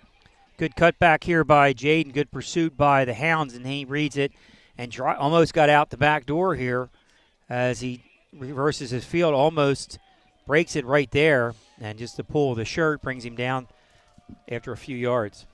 So that'll be officially a 4-yard pickup. Ball's up to the 12-yard line. And the Golden Bear offense getting the secondary signals from their sideline. Ellen Fitzgerald split out here as linebacker position taken out of the middle on this edge. And he's trying to rush the quarterback, but Novak's keeping it, and he'll take a little bit of a big hit, but he gets a few. That'll set up a 3rd and much more manageable here for the Golden Bears. Judd runs away from everyone there, and good pursuit by the Hounds to make it a 3rd down here. Big play by the Hounds defense to try to get the ball back to their offense. And KU wants to set the tone here in the second half. They certainly kept the foot on the pedal last week, Mike. That was first shutout in postseason history, highest margin of victory, setting some school records there in that round 1 win over Bentley. Can they keep that pressure on here in this second half? Handoff. First down across the 30-yard line, and then brought down out of bounds. A big first down pickup on the ground for the Golden Bears. Good place to run over on that side. Chernecki over there with the block, kick-out block. Stewart reads it, gets outside, easy first down yardage, and that's where Golden Bears have attacked Assumption on the ground, getting to the outside and just running away from their defenders. Stephen Burkhardt and Jaden Stewart. This was the 1-2 punch coming out of camp, expecting to be a bully in the ground game together, rotating those RB1 duties either other drive, and now we're really starting to see that settle in here in this game, and hoping everyone can stay healthy for the remainder of this championship run. To the air, no, they'll just down it. Crisella over here, they'll say there was also Maxwell was close by to avoid a grounding call. Yeah, it looks like they were trying to set up a wide receiver screen, but broke down from the start. Yeah, there was a little confusion there. So Jamie and Bryant will check in now. Haven't heard much from him today, but he's had a couple of big plays, 20 catches on the season for the redshirt junior out of Somerville, New Jersey. 2 minutes and change here into the second half, a 2nd and 10 here now for the Golden Bears, who are focused on staying healthy, focusing on running the clock, and obviously tacking on a few more scores to keep the Greyhounds at bay and deny them of any comeback effort and win here today. Pass on 2nd down, caught and then immediately pushed out of bounds by Owen Fitzgerald, but they do connect to Maxwell out on that far sideline. Fitzgerald goes out there in coverage and runs Luke out of bounds there for another 3rd down. So this will bring up a 3rd and 5, ball up to the 37-yard line, officially here at Andre Reed Stadium. The Golden Bears impressive on 3rd down today. They are 3 for 4 in these scenarios this afternoon. Defensive backs up on the receivers. 4 wide receivers spread out on the field. Novak to pass. Good pocket. Now here comes the delayed pressure. Throws. And an incomplete. A little push early on Rich Pacheski. Clearly right in front of the official. And the whistles are silent. No flags thrown. We'll take a look at this one. 21 comes through Pacheski here with 2 hands to the back right there while the ball is in the air. Might have gotten away with one there, did Esteban Ortiz. Instead of a penalty mark, it'll bring up the punt unit for just the 2nd time today for the Golden Bears. So the Hounds do what they need to do. They'll get the ball back here. And Millard's punt is away, end over end, drops inside the 30, and that's fielded on one hop and then immediately brought down, and there's a penalty marker. And we'll see who that one is on as we hear for the 2nd time already another marker here in the 2nd half from our officiating crew out of the Great Lakes Intercollegiate Athletic Conference. See if this aids the Greyhounds in their first possession of the 2nd half, or it'll back them up or not.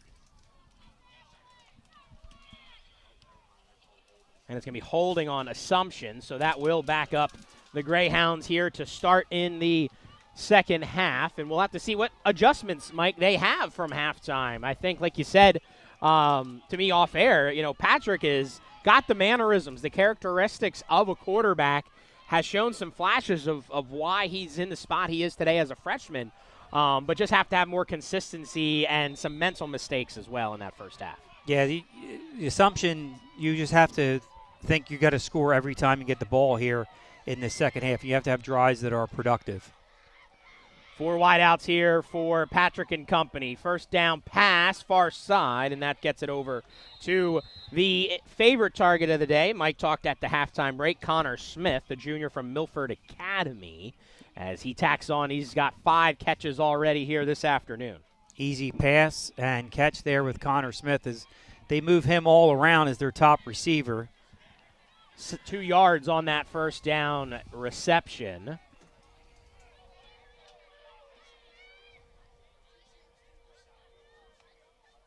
And now they'll hand it off. No, fake.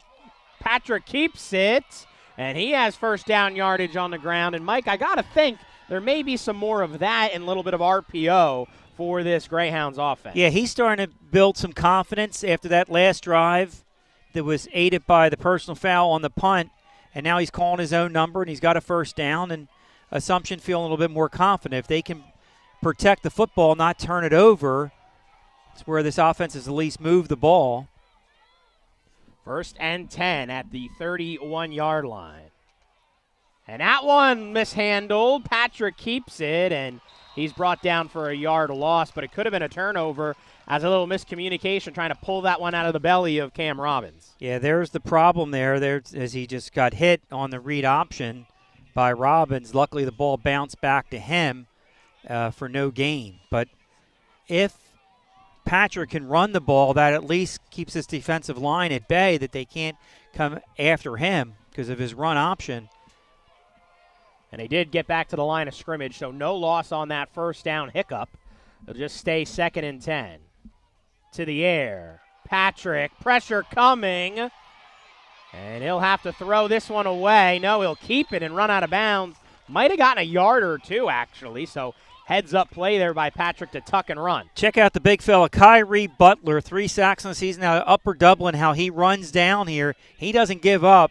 Patrick's still looking downfield, and Kyrie knocks him out of bounds, and all PSAC selection. Junior Kyrie Butler. 6'1", 285 pounds on the chase of Patrick. So now 3rd down here for the Greyhounds, needing 8 to move the chains. Smith over on this side, Lee Coleman on him.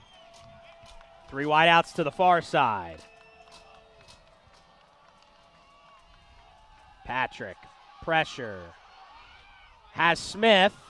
Needs yards after the catch, and it's going to be close. I think he's got enough. Heads-up play. Hard-fought move by Connor Smith to keep the drive alive. Yeah, good job by Connor Smith. Second effort, falling the right way. Falling forward here on the hit. He's hit there, spins away from it, gets across the 40 for a 1st down. And that'll keep the chains moving here for the Greyhounds, and a big cheer from the Assumption faithful making a trip down from Massachusetts here, looking to find something more to cheer for, and that could be a comeback effort here from these valiant Greyhounds who are enjoying quite the 2025 season. To the air again, quick pass across the middle, caught, little low, but just enough, and it's caught by the tight end, Matt Rake. And with each play, you see Josiah Patrick gaining confidence, throwing the ball across the middle and having his tight end go down and make a catch for him on a low throw. At 6'4", 185, helps to see over the lineman, know where he needs to drop the ball. That was done nicely on 1st down. Here's Robbins on the ground on a big 1st down pickup, and this team seems to have some rhythm now. They do, and the balance between the run and the pass is now working, and now they're doing manageable 2nd down here. And they'll hand off again on 2nd down, and trying to find a little seam for a few yards is Robbins once again. So that'll bring up a 3rd and short here as we are at the midpoint of this 3rd quarter. Assumption's drive has taken up a good chunk of this 3rd quarter. But a big drive and stop here potentially for this KU defense. Faked it. No, they do give it to Robbins, and he will get the 1st down. And that will move the chains once again. So Cameron Robbins, the junior out of East Coast Prep High School, averaging just under 5 yards a carry coming into today. Impressive now, a late sub here for the Golden Bears, Mike, as there's some confusion on the field. Now they come back out. They're held up. He had time because they made Assumption had subbed. Fake the handoff, quick pass across the middle, caught Rake again to the 19-yard line, and that RPO and the run game has now these linebackers hesitating on that, Mike, and it's giving that mid-range pass open. Yeah, just, again, his tight end, Matt Rake, makes himself available in the middle of the field. That's a confident quarterback when you throw the ball down the middle of the field like that. Handoff. And now pushed around maybe for a yard.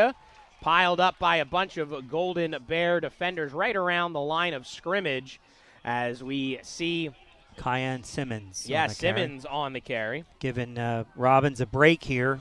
Simonson, the running back out of South Plainfield, New Jersey. Clock on a run under 6 minutes here, which is kind of good for Kutztown. Good for Kutztown. They'll take that underneath stuff. If you're not going to take a shot downfield, run as much clock as possible. You have a 22-point lead here. 2nd and long. Play clock down to single digits now with some late subs and signals from the Greyhounds offense. And they'll hand it off. Simonson inside the 10, and he is in. Touchdown Assumption. First drive, first touchdown of the day comes here in their opening possession of the 2nd half. Big play there by Assumption. Simonson gets the outside, gets a good kick-out block right there, runs inside of it, in for the touchdown. Keon Simonson from St. Thomas More out of New Jersey finds pay dirt for 6. And Assumption saying, we're not going away quietly. Let's make it a 15-point game. As they're looking to go for 2 here, Mike. Yeah, they're trying to make it a 13-point game, right? Whatever you say. No. We're not going to count. 14-point game. We're going for 2 is Assumption. Delayed handoff draw. Now it's a push outside and just nowhere to go. Ooh. Big hit at the end as we see Perta coming up from the cornerback position. So that 2-point conversion attempt denied by the Golden Bears defense, and it will remain, Mike. A 16-point game. Yes. 5:38 to go in the third.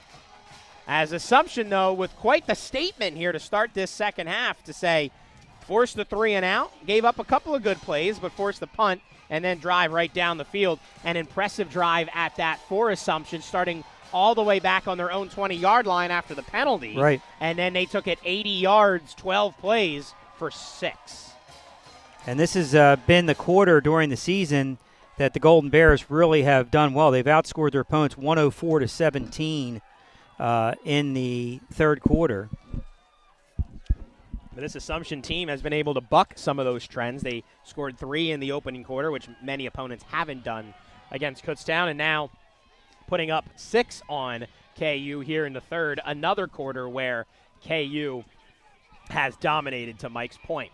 So they've got it down to a 2-score game here, and now their defense, who had a stop on the first possession of the third quarter for the Golden Bears, now will be called on again.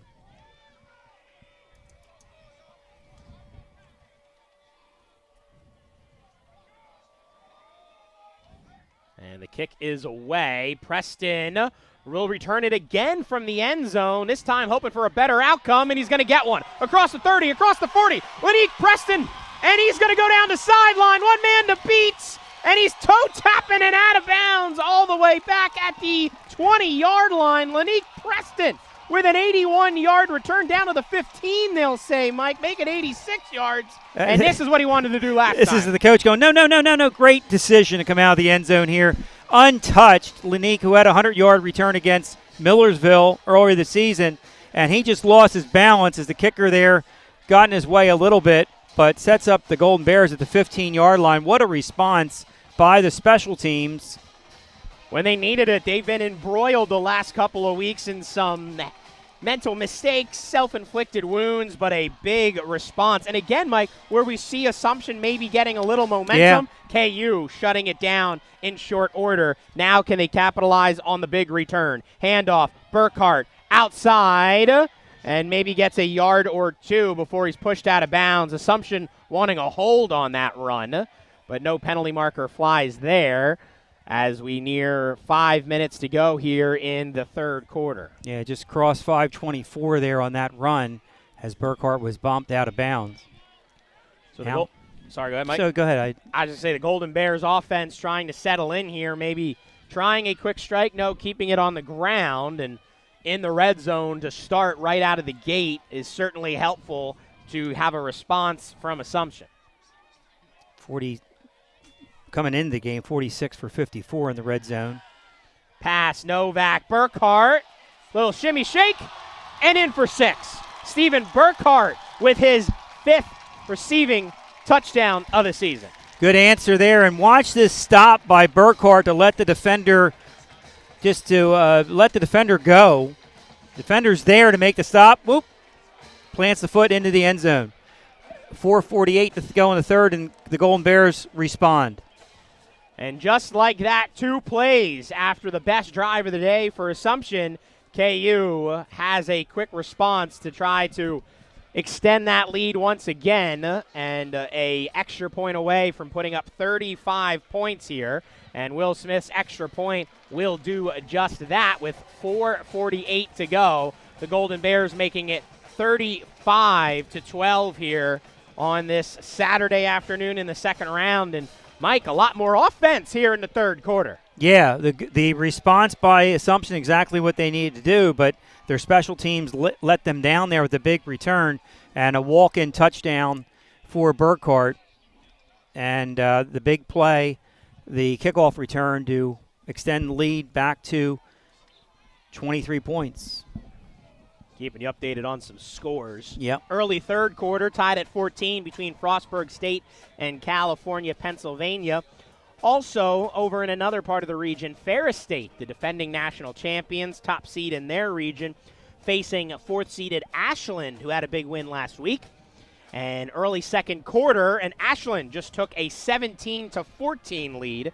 Ashland was up early in that one, Ferris State fought back. Ashland now up by 3. Judd Novak with a pretty good day. 2 touchdowns running, 2 touchdowns passing to Trevor Morum and Stephen Burkhart. Smith on for the kickoff. And that one is away. Will be fielded right around the 2.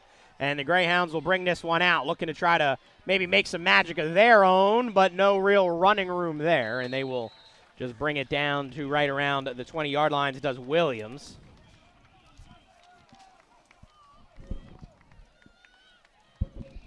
So let's see, do they have another one in them, Mike, like they had last time? But the problem is time is not on your side. Now you're under, 4:39. You've just given up another touchdown when you had it down to 2 scores. Now it goes to, 35-12. And now you just have to be careful if you're Josiah Patrick not to turn the ball over here, because this Kutztown defense tends to tee off after a big score by the offense. 5 wideouts here on 1st and 10 on their own 19-yard line. Patrick, handoff, end around near side. Good footwork, but doesn't get much further than that as Lehman is there to bring him down for maybe right back to the line of scrimmage. Yeah, that's a good play on 1st down for Assumption to get Cameron Robbins involved, but good contain there by Rivera, just enough to allow his teammates to come and finish him off. Officially no gain on that play, so it'll be 2nd and 10 here for the Greyhounds. Pressure coming. Patrick design rollout, toss, caught, and out of bounds around the 30-yard line. They do get that upfield to A.J. Robinson, the senior wideout. Well, Patrick's putting some stuff on film for people to look at moving forward with this Assumption program. As this freshman has gained confidence even after his fumble and an interception in the first half. He's looked good in these last 3 drives now. 1st and 10 at the 30. Patrick steps up, and it is caught. The security blanket helps again for the Greyhounds. Connor Smith with a big catch. Yeah, very impressive throw here by Patrick, but the more impressive, Connor Smith going up to get to the ball. High pointing that one. Good coverage downfield by the Golden Bears. Just a better execution on the offensive side. Now in KU's side of the field, Robbins wrapped up quickly right at the line of scrimmage for really no gain. Joey Quinter from the defensive tackle position ran him down from behind. Quinter, the redshirt freshman out of Pottstown, Pennsylvania, making the play there on 1st down and limiting them to nothing. Assumption needs a few more explosive plays like that, Mike, to really kind of kickstart any comeback effort. As Kutztown will do their part bleeding the clock when they have possession. Fake the handoff to Robbins. Patrick, pass, far side, threw a heater, bit too far, out of bounds. Trying to get it to his intended target, Jake McElhavy. Yeah, just a little bit out of the reach of McElhavy, who takes the out there, the out route, and the ball just sailed on him a little bit. The senior from Old Bridge, New Jersey, has 16 receptions this season, but a relatively quiet day for him, still seeking his first of the afternoon. Smith down here, bottom of the screen with Lee Coleman. Connor Smith, the leading target for the Hounds this afternoon. 3rd and 10. Golden Bears showing pressure.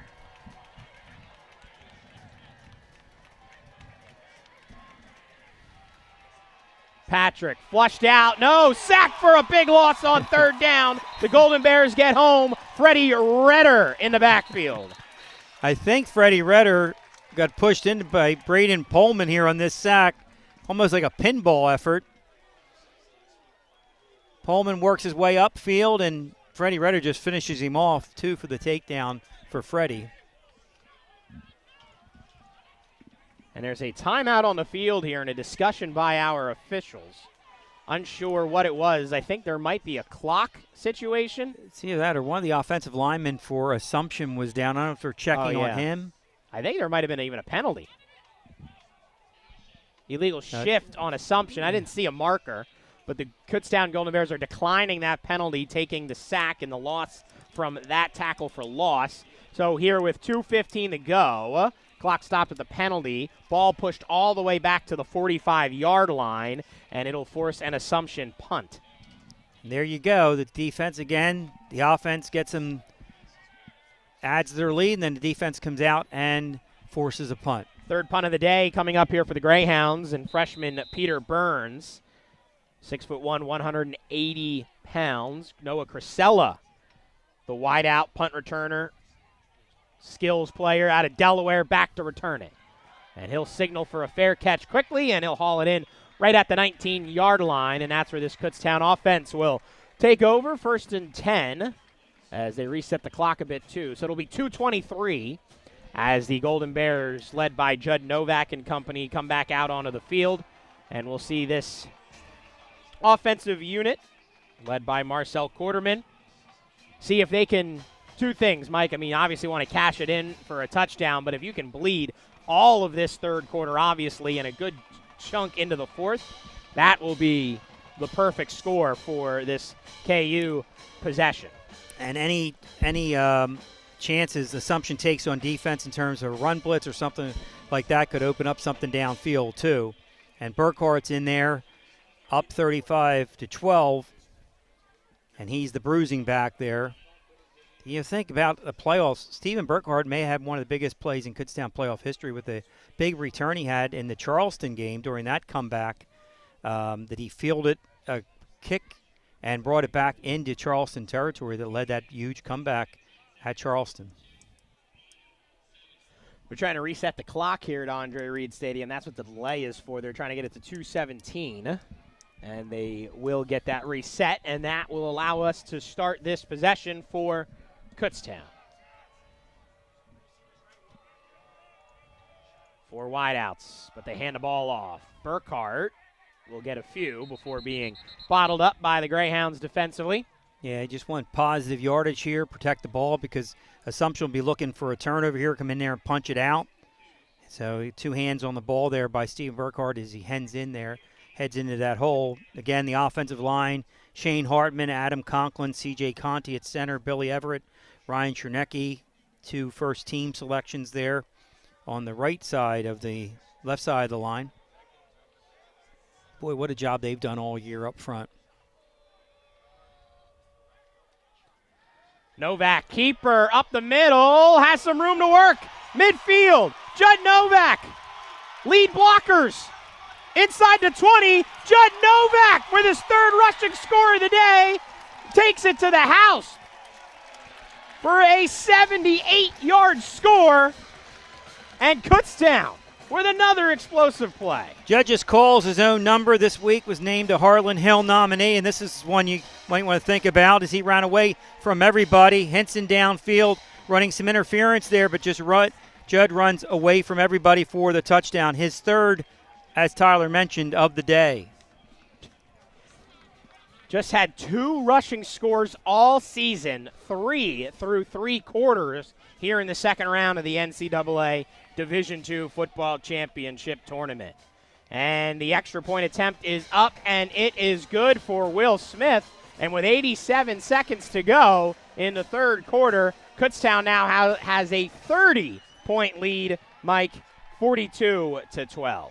5:38 to go in the third quarter. Assumption scores to make it 28-12, and then 14 unanswered points to blow this one wide open, and Kutztown hits their average for the season, 42 again. And that's really the difference between a team where Kutztown is and, say, some of the other opponents that Assumption's faced, notably IUP last week, is just that next level. That when you do get punched in the mouth, what's your response going to be? Something doesn't go your way, like a roughing the kicker. What's your response going to be? We saw it last week with Kutztown, fumbling away the opening kickoff, fumbling on a Burkhart rush in midfield. Never wavered in that one, and that is why they are the top seed in the region, 3rd ranked in the country. Yep, that's been, again, starting with the opener, and again a few weeks ago at Bloomsburg, where they faced really their first adversity of the season, how they came back in that game, never relinquished the lead. And then in the conference championship, IUP had a 7-0 lead, then a 14-7 lead, and went in at halftime down 17-14, and then came out in the second half and pull away and win the PSAC championship. So the response of this team has been incredible. Both units, complementary football. The offense complements the defense complements the offense, and then you have the special teams with their contribution this afternoon with the Preston long return. Millard with the kickoff there for Kutztown, and that was a short designed one, trying to place it in a certain spot, and a little return there for Assumption. As the Greyhounds trying to see if they have an answer here. They're in the national tournament for just the 6th time in program history, and this is the 3rd time they've reached the second round, trying to get to the quarterfinals for their 2nd time ever in school history. So now we have Josiah Patrick still out there, the freshman. Yep. Seeing what they can do here. Decent starting field position with the short kind of designed kick. Now ball at the 35-yard line. But I think KU was looking to avoid a big return, and no sudden change there. So now force this offense to do something. Passing on first down. Redder pursuit, and Patrick pushed out of play. Brandon Heil in pursuit there along with Freddie Redder, going right across the field trying to run Patrick down. Freddie beats his man easily and then just takes off, and Brandon Heil there to finish him off.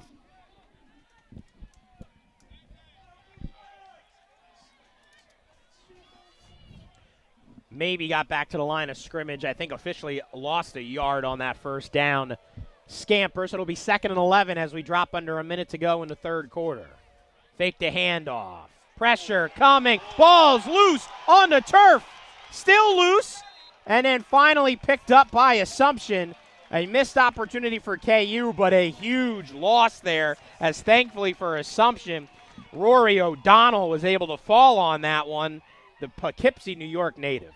Yeah, nobody blocked Freddie Redder there till the very end. He got to the quarterback, almost a strip sack and recovery. Just turned him loose at this point, Tyler. 3rd and forever.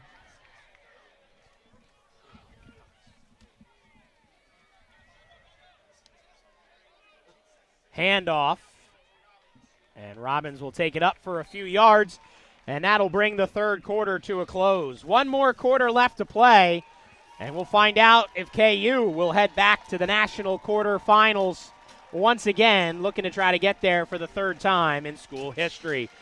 42-12, your score. You're watching the NCAA Division II Football Championship 2nd round on ESPN+.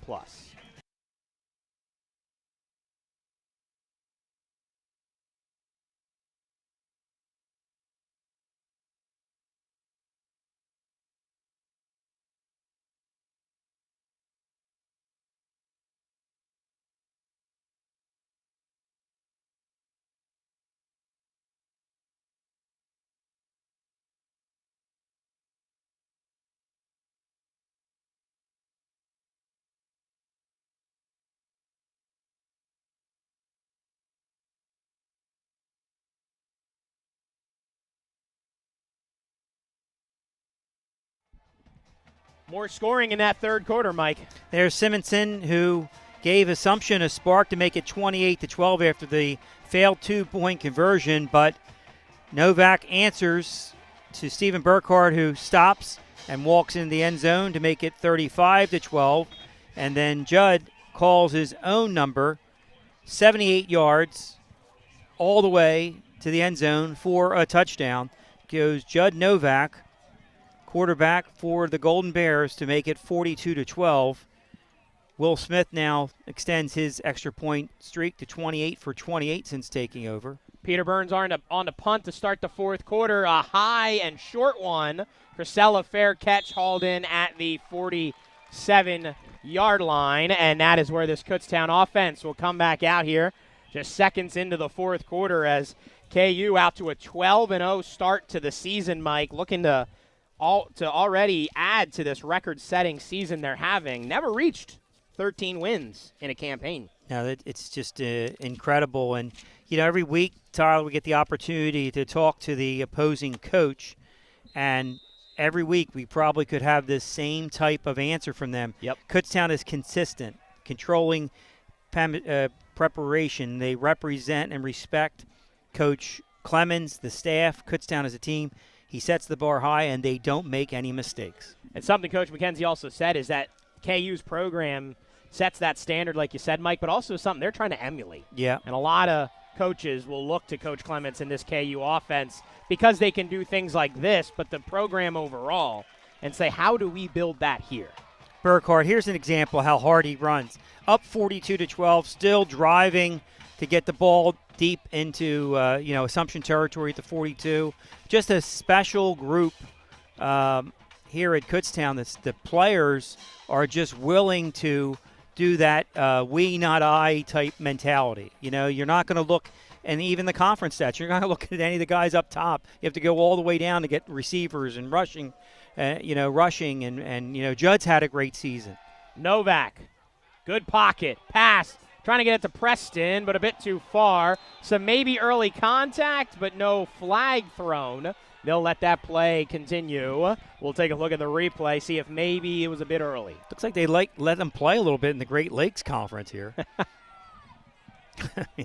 There might have been an early contact from the defender. Either way, they'll say no. So it'll be 2nd and 10 coming up here. And, Coach Clements said his entire wide receiving crew is selfless. Yep. They're willing to do whatever. Whoever's going to get the shine. Doesn't matter. It's about wins. Some weeks it's Chrisella. Some it's Maxwell. Some it's Preston, Amorum, Bryant. And we could find games throughout the season where different one has stepped up at various points. And like you said, just that personality, that's what you need to try to win 13 times in a season. Pressure coming. Novak. Good rush. Flushed away. Now rushing some more into the red zone, and he's brought down at the 15-yard line. And Judd Novak has got to be tired after this one. Yeah, and he's just playing with such confidence the last 2 weeks in particular. His performance against Bentley, he's just so relaxed, and now he knows, hey, I can take off because everybody's downfield. Let me get down here as far as I can. Of course, his brother played here.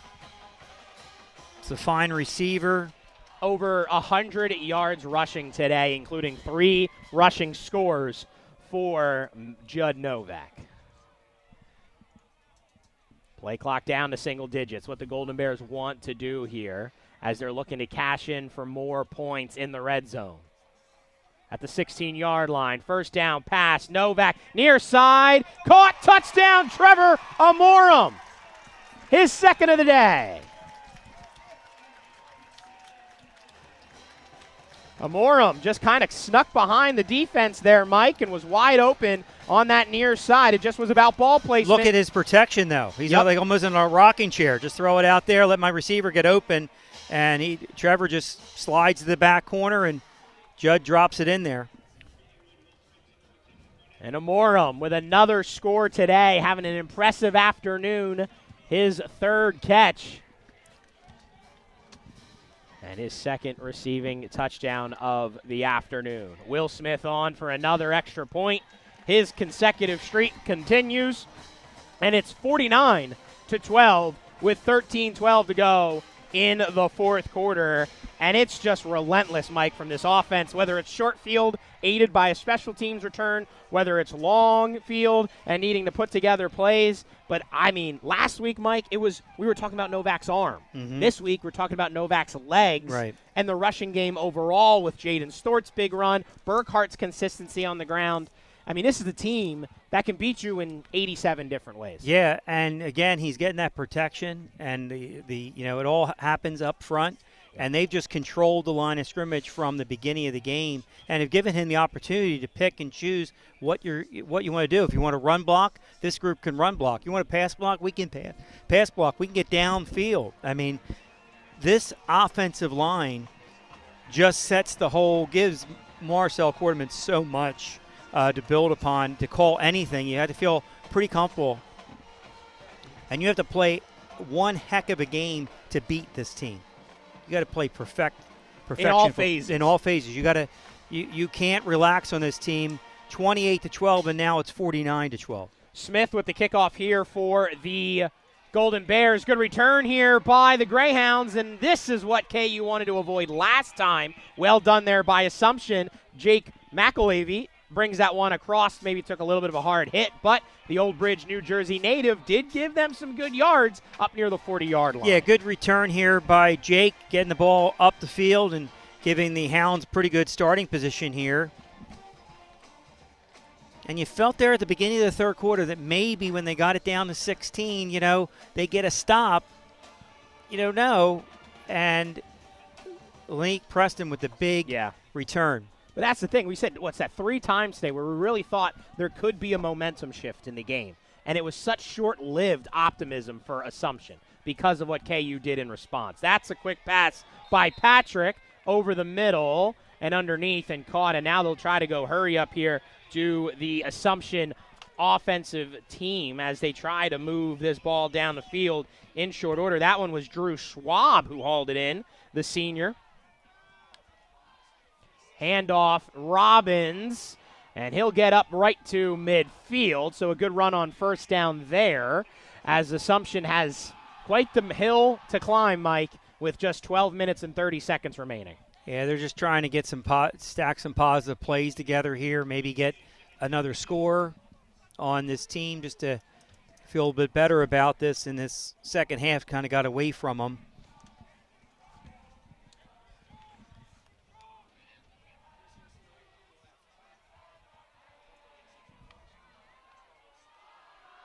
And that pass down the far sideline. Too far for the intended target, Connor Smith. Zach Pert over there on the coverage.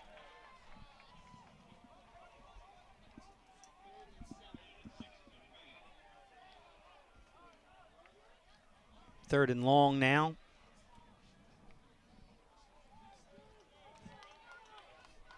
As Jason Fromite checks out.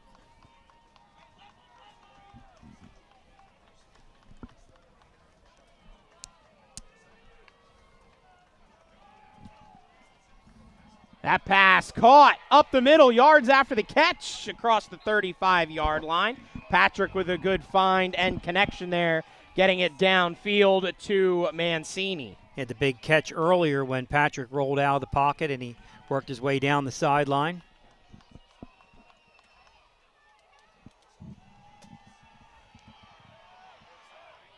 That one thrown away in the area of Drew Schwab, but good pressure put on there by Kutztown. Clock will stop there with the incompletion at 11:33. Quick peek to the other Super Region 1 game. We got a good one early fourth quarter. Cal U 21, Frostburg State 20. Wow.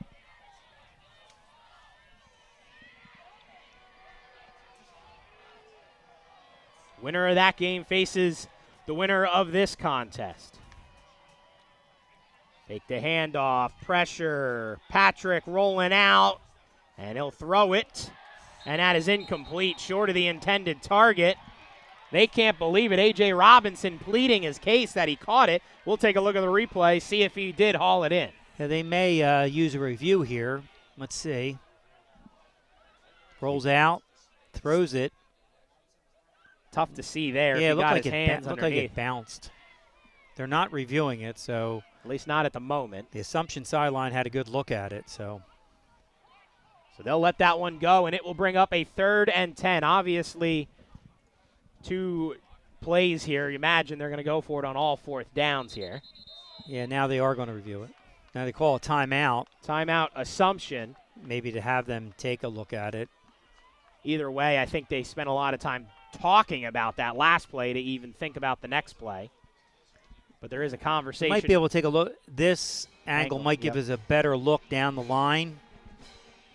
Still going to be tough. Close. They are going to review it. Yep. So our Great Lakes Intercollegiate Athletics Conference crew, and notably our referee Bryce Muller, is heading over to our video review booth here on University Field at Andre Reed Stadium to take a look at this one. And their crew is going to have the same angles that we have here from our SFBN camera crew. So they're going to see the same stuff we're seeing here on our ESPN Plus broadcast when they take a look at this one. And we'll have to see Mike, did he get some fingertips, the hand underneath it, once we start to look at this replay? It's going to be really tough for them because of his hands are underneath the ball, and there's a little bit of a shadow there too. So I think for all the angles that we have, I think it's going to be very difficult for them to overturn the call on the field. The reaction from the Assumption sideline was not immediate. Right. So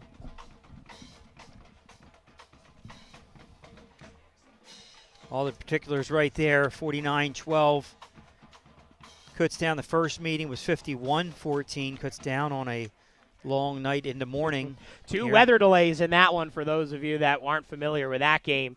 It was a Thursday night opener, spilled into Friday morning. Over 5 hours of total time elapsed from kickoff to the final buzzer sounding here in the fourth quarter. So we'll have to see what happens here on this review. While we have a moment, though, Mike, just want to mention, we were talking about Coach Clements getting kind of complimented by every opposing coach that we talked to. He also was lauded by the AFCA as well, earned his third straight Regional Coach of the Year award. The organization announced that on Tuesday. That was his fifth time winning that award, and actually sixth here at Kutztown, and his sixth overall in his career. He did win one back in 2010 when he was coaching at Delaware Valley in Division III, but he has won now 3 consecutive seasons in a row the AFCA Division II Region I Coach of the Year award.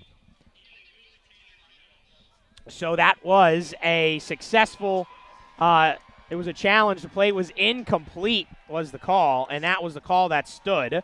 So the crew took a look at that one under the hood, and that will be the decision. Well, Tyler, this Assumption team, of course, has been on the road. This is their third straight road game, starting at Westchester in the final week of what was the regular season, then last week at Indiana, and then this week at Kutztown. And just a rounded figure, this team has traveled almost 2,200 miles in November, and Coach McKenzie said we played more games in Pennsylvania this year than we have at home.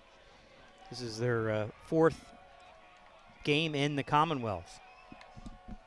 3rd and 10. Pressure coming. Patrick throws it away and lives to try to see if they can keep it more manageable on 4th down here, as Kutztown's defensive rush, Mike, has really reached the next level here in the second half. Yeah, you just could feel it when it got to after that touchdown.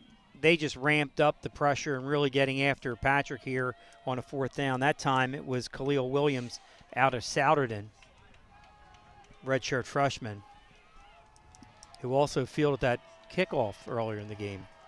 4th down and 10. Assumption trying to convert, keep this drive alive, need touchdowns, can't settle for field goals.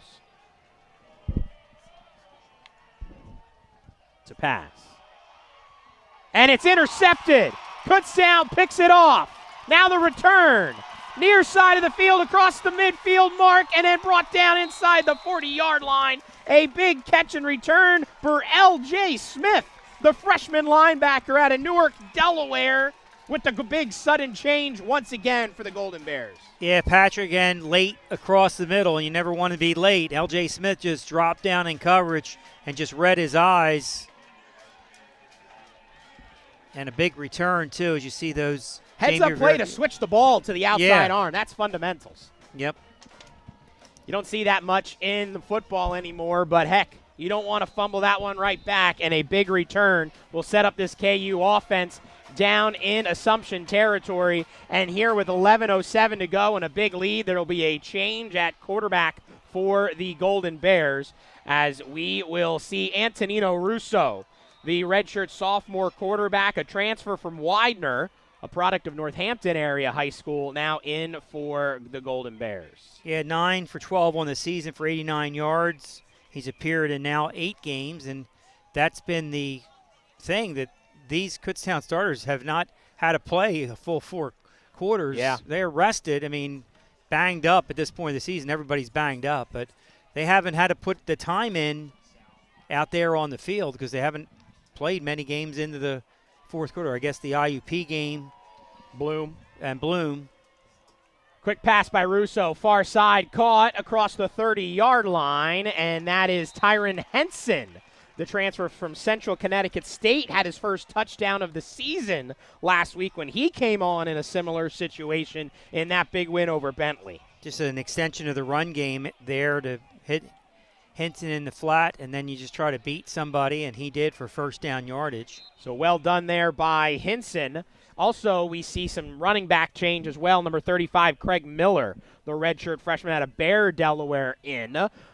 Ben Martin banged up in last week's game against Bentley, did not practice much of this week, so didn't anticipate seeing him today, and that looks to be playing out here. You likely would have seen Ben Martin in this time. And Craig Miller with 2 touchdowns last week in the Bentley game. And he gets the ball here. Big run. Miller inside the 20. Cut back. 10-5. Touchdown. Kutztown. Burkhart, Stewart, Miller, Novak. Everybody's getting it going on the ground. Craig Miller, just mentioned he had 2 touchdowns last week. He has his 3rd here. Great run as he breaks through the line of scrimmage, and then just great open field runs here to make people miss. And gets into the end zone standing up. Craig Miller, redshirt freshman, 5'10", 185, with a big scamper there on that one for 6. And the Golden Bears continue to pile it on. Will Smith for the extra point. A little high snap. Good hold by Millard, and the extra point is true. And with 9:40 to go, the Kutztown University Golden Bears now have amassed 56 points today, Mike. One of their best offensive performances of the 2025 season. And when you look back at the entire year, it is their largest production of the season now at 56. The only other times that they eclipsed the half-century mark was last week against Bentley and when they put 51 up against Assumption in the season opener. So 3 games against the NE10, all 3 they scored more than 50 points. Yeah, and 108 combined points in 2 playoff games. You've been working on your arithmetic. I didn't have to carry anything there. That's it was true. pretty straight down.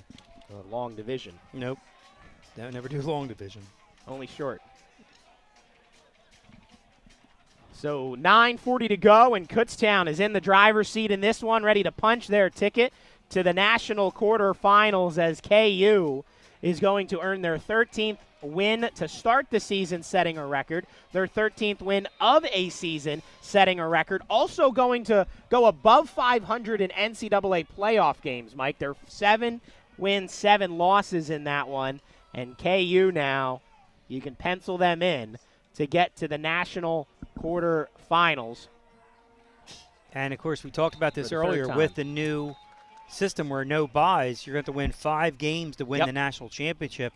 You don't have that bye, and I think as much as that is tough to win 5 games in a row, I think most coaches, sometimes depending on where you are, that bye kind of, if you're playing really well, that bye kind of takes you maybe a little bit of your momentum. But this Kutztown team seems to get better each week. Sorry, Mike. Just going to keep you updated. Still 21-20 Cal U. 9 minutes to go in that one. They may finish before we do here. Also keeping you updated on the other one. Just about to reach halftime. Ferris State starting to pull away from Ashland 28-17. Handoff here on 1st and 10 after the kickoff. And a little room to run for Robbins down that far sideline. And that'll be a good first down pickup on the ground. I believe there's a wide receiver at Mississippi who transferred from Ferris State. I think I saw him play yesterday. They mentioned him coming from Ferris State. Or someone else. Yeah, I think one of the wide receivers. Ferris State, one of the better Division II programs, winning the national championship a year ago. 1st and 10 now up across the 40-yard line here for the Greyhounds. And that pass dumped off. And up around the 50-yard line now is Matt Rake again. And, Mike, the Harlan Hill nominees came out this week. 20 seniors, 11 juniors, 2 sophomores, and 3 freshmen. 3 names that we've heard this season are on that list. Jay Cassiton, who's unfortunately out for the season on the far sideline. Judd Novak, who's had one of his best days of his career here today. And also Matt Rafe, IUP, senior quarterback. Reevy's done an impressive job for the Crimson Hawks, and that one a keeper for Patrick. And that's the Division II Heisman Award, and this a couple of reasons I bring that up. One, we've seen Reevy, we've seen Cassitan, we've seen Novak, obviously, but this KU defense has faced two of those quarterbacks. Right. And handled them. Yep. So best of luck to all of those individuals as they are in consideration. 36 total candidates, 16 at the quarterback position. Handoff Robbins across the 40-yard line, and that'll be a first down for the Greyhounds. Yeah, only a junior, 6 foot 215, Cameron Robbins. Still running hard. Good size back. Finds his hole and gets through there. 9 receptions or touchdowns, 2 receiving, 7 rushing for Robbins coming into today. So now the Greyhounds trying to tack on some points here as we eclipse the midpoint of this fourth quarter.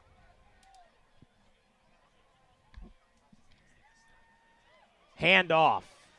No, keeper Patrick bottled up and going really nowhere, just back to the line of scrimmage for him. Well, I think Assumption, Coach McKenzie has at least got his answer, and he said we're pretty confident with whoever walks out of our quarterback room, even this week when we talked to him. And Josiah Patrick's done some good things in this game, and you look up at the scoreboard and say, well, it's 56-12, but he showed composure against one of the top defenses in all Division II. Yeah. Made some mistakes. The interception, of course, the fumble in the first half, not running out of bounds. But otherwise, he's delivered the ball. He's run the offense.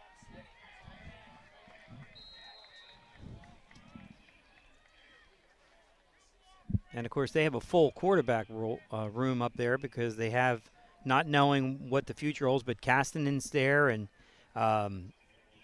Santiago and now Patrick, and they have a fourth quarterback, too, Farrell, from Haverhill, Massachusetts. Haverhill Hill. 6:10 to go. 3rd and short here for the Greyhounds as they're trying to continue to put some positive momentum building plays together. They do. And they get it inside the red zone now. 1st and 10 coming up for them as we drop under 6 to go. Golden Bears with Nick Layton's out there at number 47 out of Ocean City. T. Pete, number 11, checks in. So, again, some of these guys getting some snaps also in playoff atmosphere. And you got to wonder, Mike, what this game would have been like if Jay Cassitan was in there. Yeah, and as we roll past 5:24, also, you remember that near interception by Owen Fitzgerald. Yeah. I mean, you look back all the time, and you look back at plays where the game could have gone the other way. And but you better take care against this Kutztown team. You better take advantage of those opportunities when they're presented, because if you don't, you find yourself on the side of a big score. 56-12, Kutztown with their best offensive output of the 2025 season comes here in the second round of the NCAA Division II tournament. Assumption maybe have had some times where there could have mounted a comeback, but the Golden Bear response, either via special teams, defense, big offensive strike, shut them down there as the Greyhounds will call a timeout here with 4:37 to go. That'll be their second timeout here in the second half as Kutztown will start to prepare for next week's national quarterfinal game. That'll be on Saturday, December 6th. Their opponent, location, time to be determined. If everything goes right, KU has the home field advantage, so they should be hosting here on Saturday next week. Stay locked to NCAA.com for all of the game details and information. And they'll be facing either Frostburg State or California of Pennsylvania.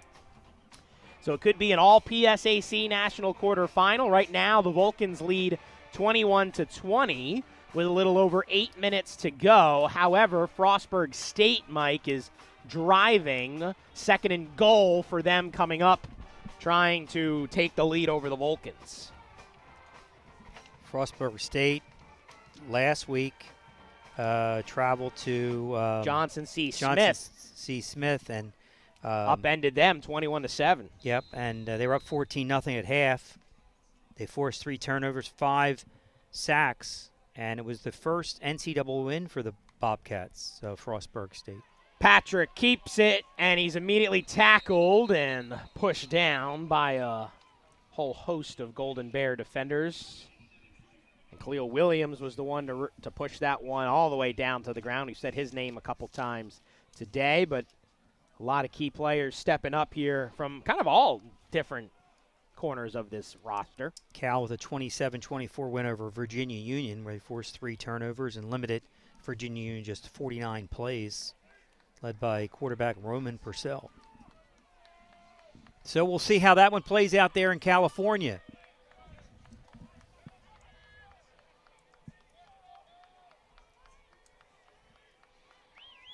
Third down.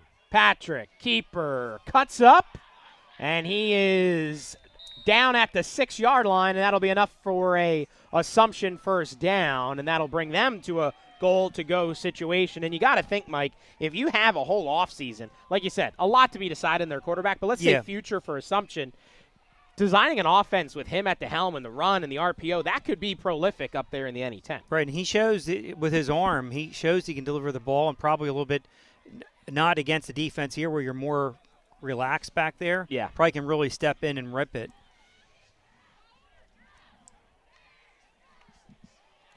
And now another keeper, and in for 6. Josiah Patrick with his first collegiate rushing touchdown. Well, again, he gives you a lot here as he calls his own number. And just a run right up the end into the end zone, and with 3:08 to go. They cash in, bringing it to 19 with pending this extra point. As Massimo Schimbati comes out for the extra point attempt. And that kick is up, and it is true.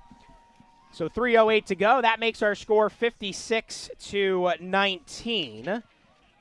It was 51-14 was the final score in that season opening win for KU. So both teams outperforming their offensive production in the season opener on Thursday night. And that was a weird one. After the second weather break, Assumption didn't score anymore. So kind of weird fractional breakup of that one. Weird night. Yeah, overall, completely. Yeah. But otherwise, a complete control and performance here by Kutztown in all 3 phases. Can't say enough about them. So the Golden Bears will be heading back to the national quarterfinals as the Kutztown team continues their recent success against Assumption, now taking a 6-5 advantage and winning 6 of the last 8 matchups in this series.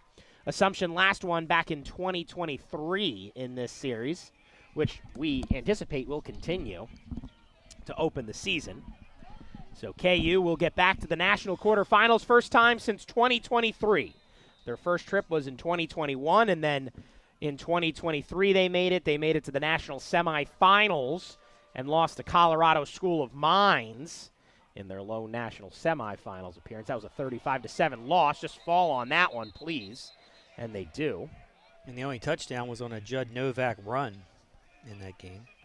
Might be seeing more of those as we get to these later rounds here. 3:05 to go, and the Golden Bear offense back out onto the field as they continue to do what they do. Kutztown's defense, though, Mike, coming into today, averaging 9.5 points a game, aided by that shutout last week and giving up 19 here. Obviously, 7 coming in more garbage time at the end, but still an impressive performance by them here this afternoon.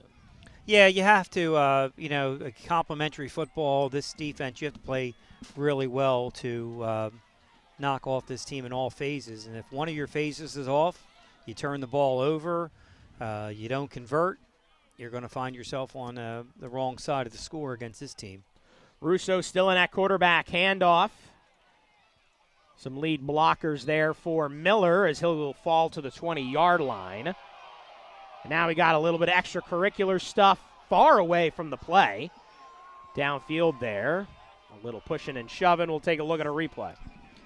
Yeah, just a inside run here, trying to bleed the clock and end this. Just some extra stuff happening downfield with blocks. Update on Cal U Frostburg State. The Vulcans stood tall defensively and forced a field goal by Frostburg State, even though they were inside the 10-yard line. But that does give Frostburg State the lead, 23-21, with a little over 4 minutes to go out in California, Pennsylvania. Miller slips and falls there on second down.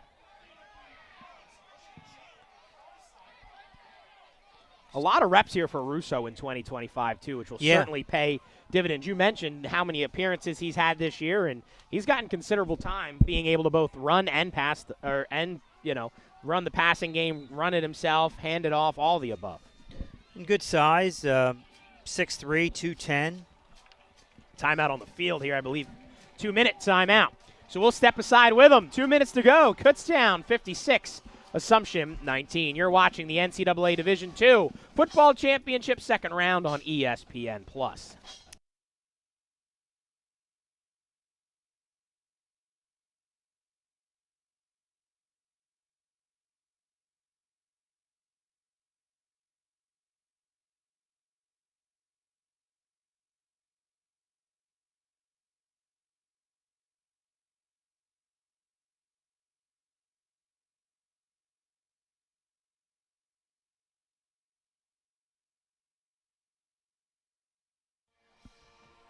2 minutes to go in this one, but this is how we got here, 56-19. A lot of scoring from the Golden Bears. Yeah, Judd Novak just finds Trevor Morum in the back line of the end zone, back corner. Now back to live action, Tyler. Russo getting secondary signals, and a penalty marker flies. We'll see who that is on. And that's going to be encroachment on the Greyhounds defensively out of the timeout. That's a frustrating penalty on them. As we've seen our good share of penalties here today, Mike, that's going to be the fourth one on Assumption, just 2 on KU. But they've come at key time. Don't forget that roughing the punter. That gave new life to the Greyhounds. But only held them to that field goal. A touchdown, different thing. But they held them to that field goal, and then when pushed in the second half, when they got it down to 28-12, look at this. Russo with a keeper across the 40 and across midfield and then brought down. Antonino Russo with a big run there out of that one. Take a look at the replay. And he finished off with the Judd Novak. Watch as he gets up. Gave him a little the Judd Novak thing there. We cut it off there. Put the whatever that is, opening the blinds, or you can see me or something. Or I don't know. I don't know what Judd does, but Antonino said, Judd, I can do that. The Bath, Pennsylvania native, transfer from Widener, a place that Coach Clements is very familiar with, bringing him up here to Berks County. 90 seconds to go now as KU, I think, will just take a knee with a fresh set of downs, and they will ice away a national second-round win and will punch their ticket to the national quarterfinals. They'll have to snap it one more time, and that will then seal this one officially here this afternoon. As Cal U with the football, driving quickly, already in to Frostburg State territory. So that one's going to be a good finish over on another tile or two over on ESPN Plus. If you want to drop off of here, don't blame you, and go over and check that one as we drop under a minute to go. So possibly, right now, could be an all-PSAC. All-PSAC potential for the national quarterfinals. Right now, we know we're going to have the PSAC champion in the national quarterfinals here in Super Region 1 as the Kutztown University Golden Bears will improve to 13-0 overall with a 56-19 win here at home, taking both games from the Greyhounds of Assumption here in 25 as the Greyhound season comes to a close with a final record of 9-3, a valiant effort by Assumption. Their only losses were to Bentley to lose the NE10 title, and then 2 of the 3 setbacks were for KU, dealing them that loss. Yeah, and a lot of the similar things that happened in the first matchup between these teams happened today. These two teams way back in that Thursday of Labor Day weekend. Yep. Kutztown able to run the ball, not necessarily needing to throw the ball, but Judd Novak today showed again why he's a Harlan Hill nominee. Back-to-back playoff appearances that, I don't know, Tyler, really good playoff appearance back-to-back for Judd Novak. Really no stress at all, delivering the ball downfield, scoring a long touchdown run, and the defense shutting down Assumption to win, going away 56-19. An impressive performance overall, over 350 rushing yards for the Golden Bears here this afternoon. Just 94 passing yards. Did not need it. Last week was through the air. This week it's on the ground. As we said, Mike, every which way KU can get an advantage over their opponents. They have skill sets in those areas. So that'll do it for us here today. 2 down as we get closer and closer to the NCAA Division II quarterfinals. As we take a look at some final stats there from this one, it was an impressive performance and clearly one-sided for KU in most of the phases of the game. KU likely to host next week, Saturday, December 6th. Opponent and time to be determined. Stay locked to NCAA.com to get all those details. If they're here, we'll have it for you. From everyone here on our SFBN crew, Mike Iannacci, I'm Tyler Trumbauer saying so long from Andre Reed Stadium.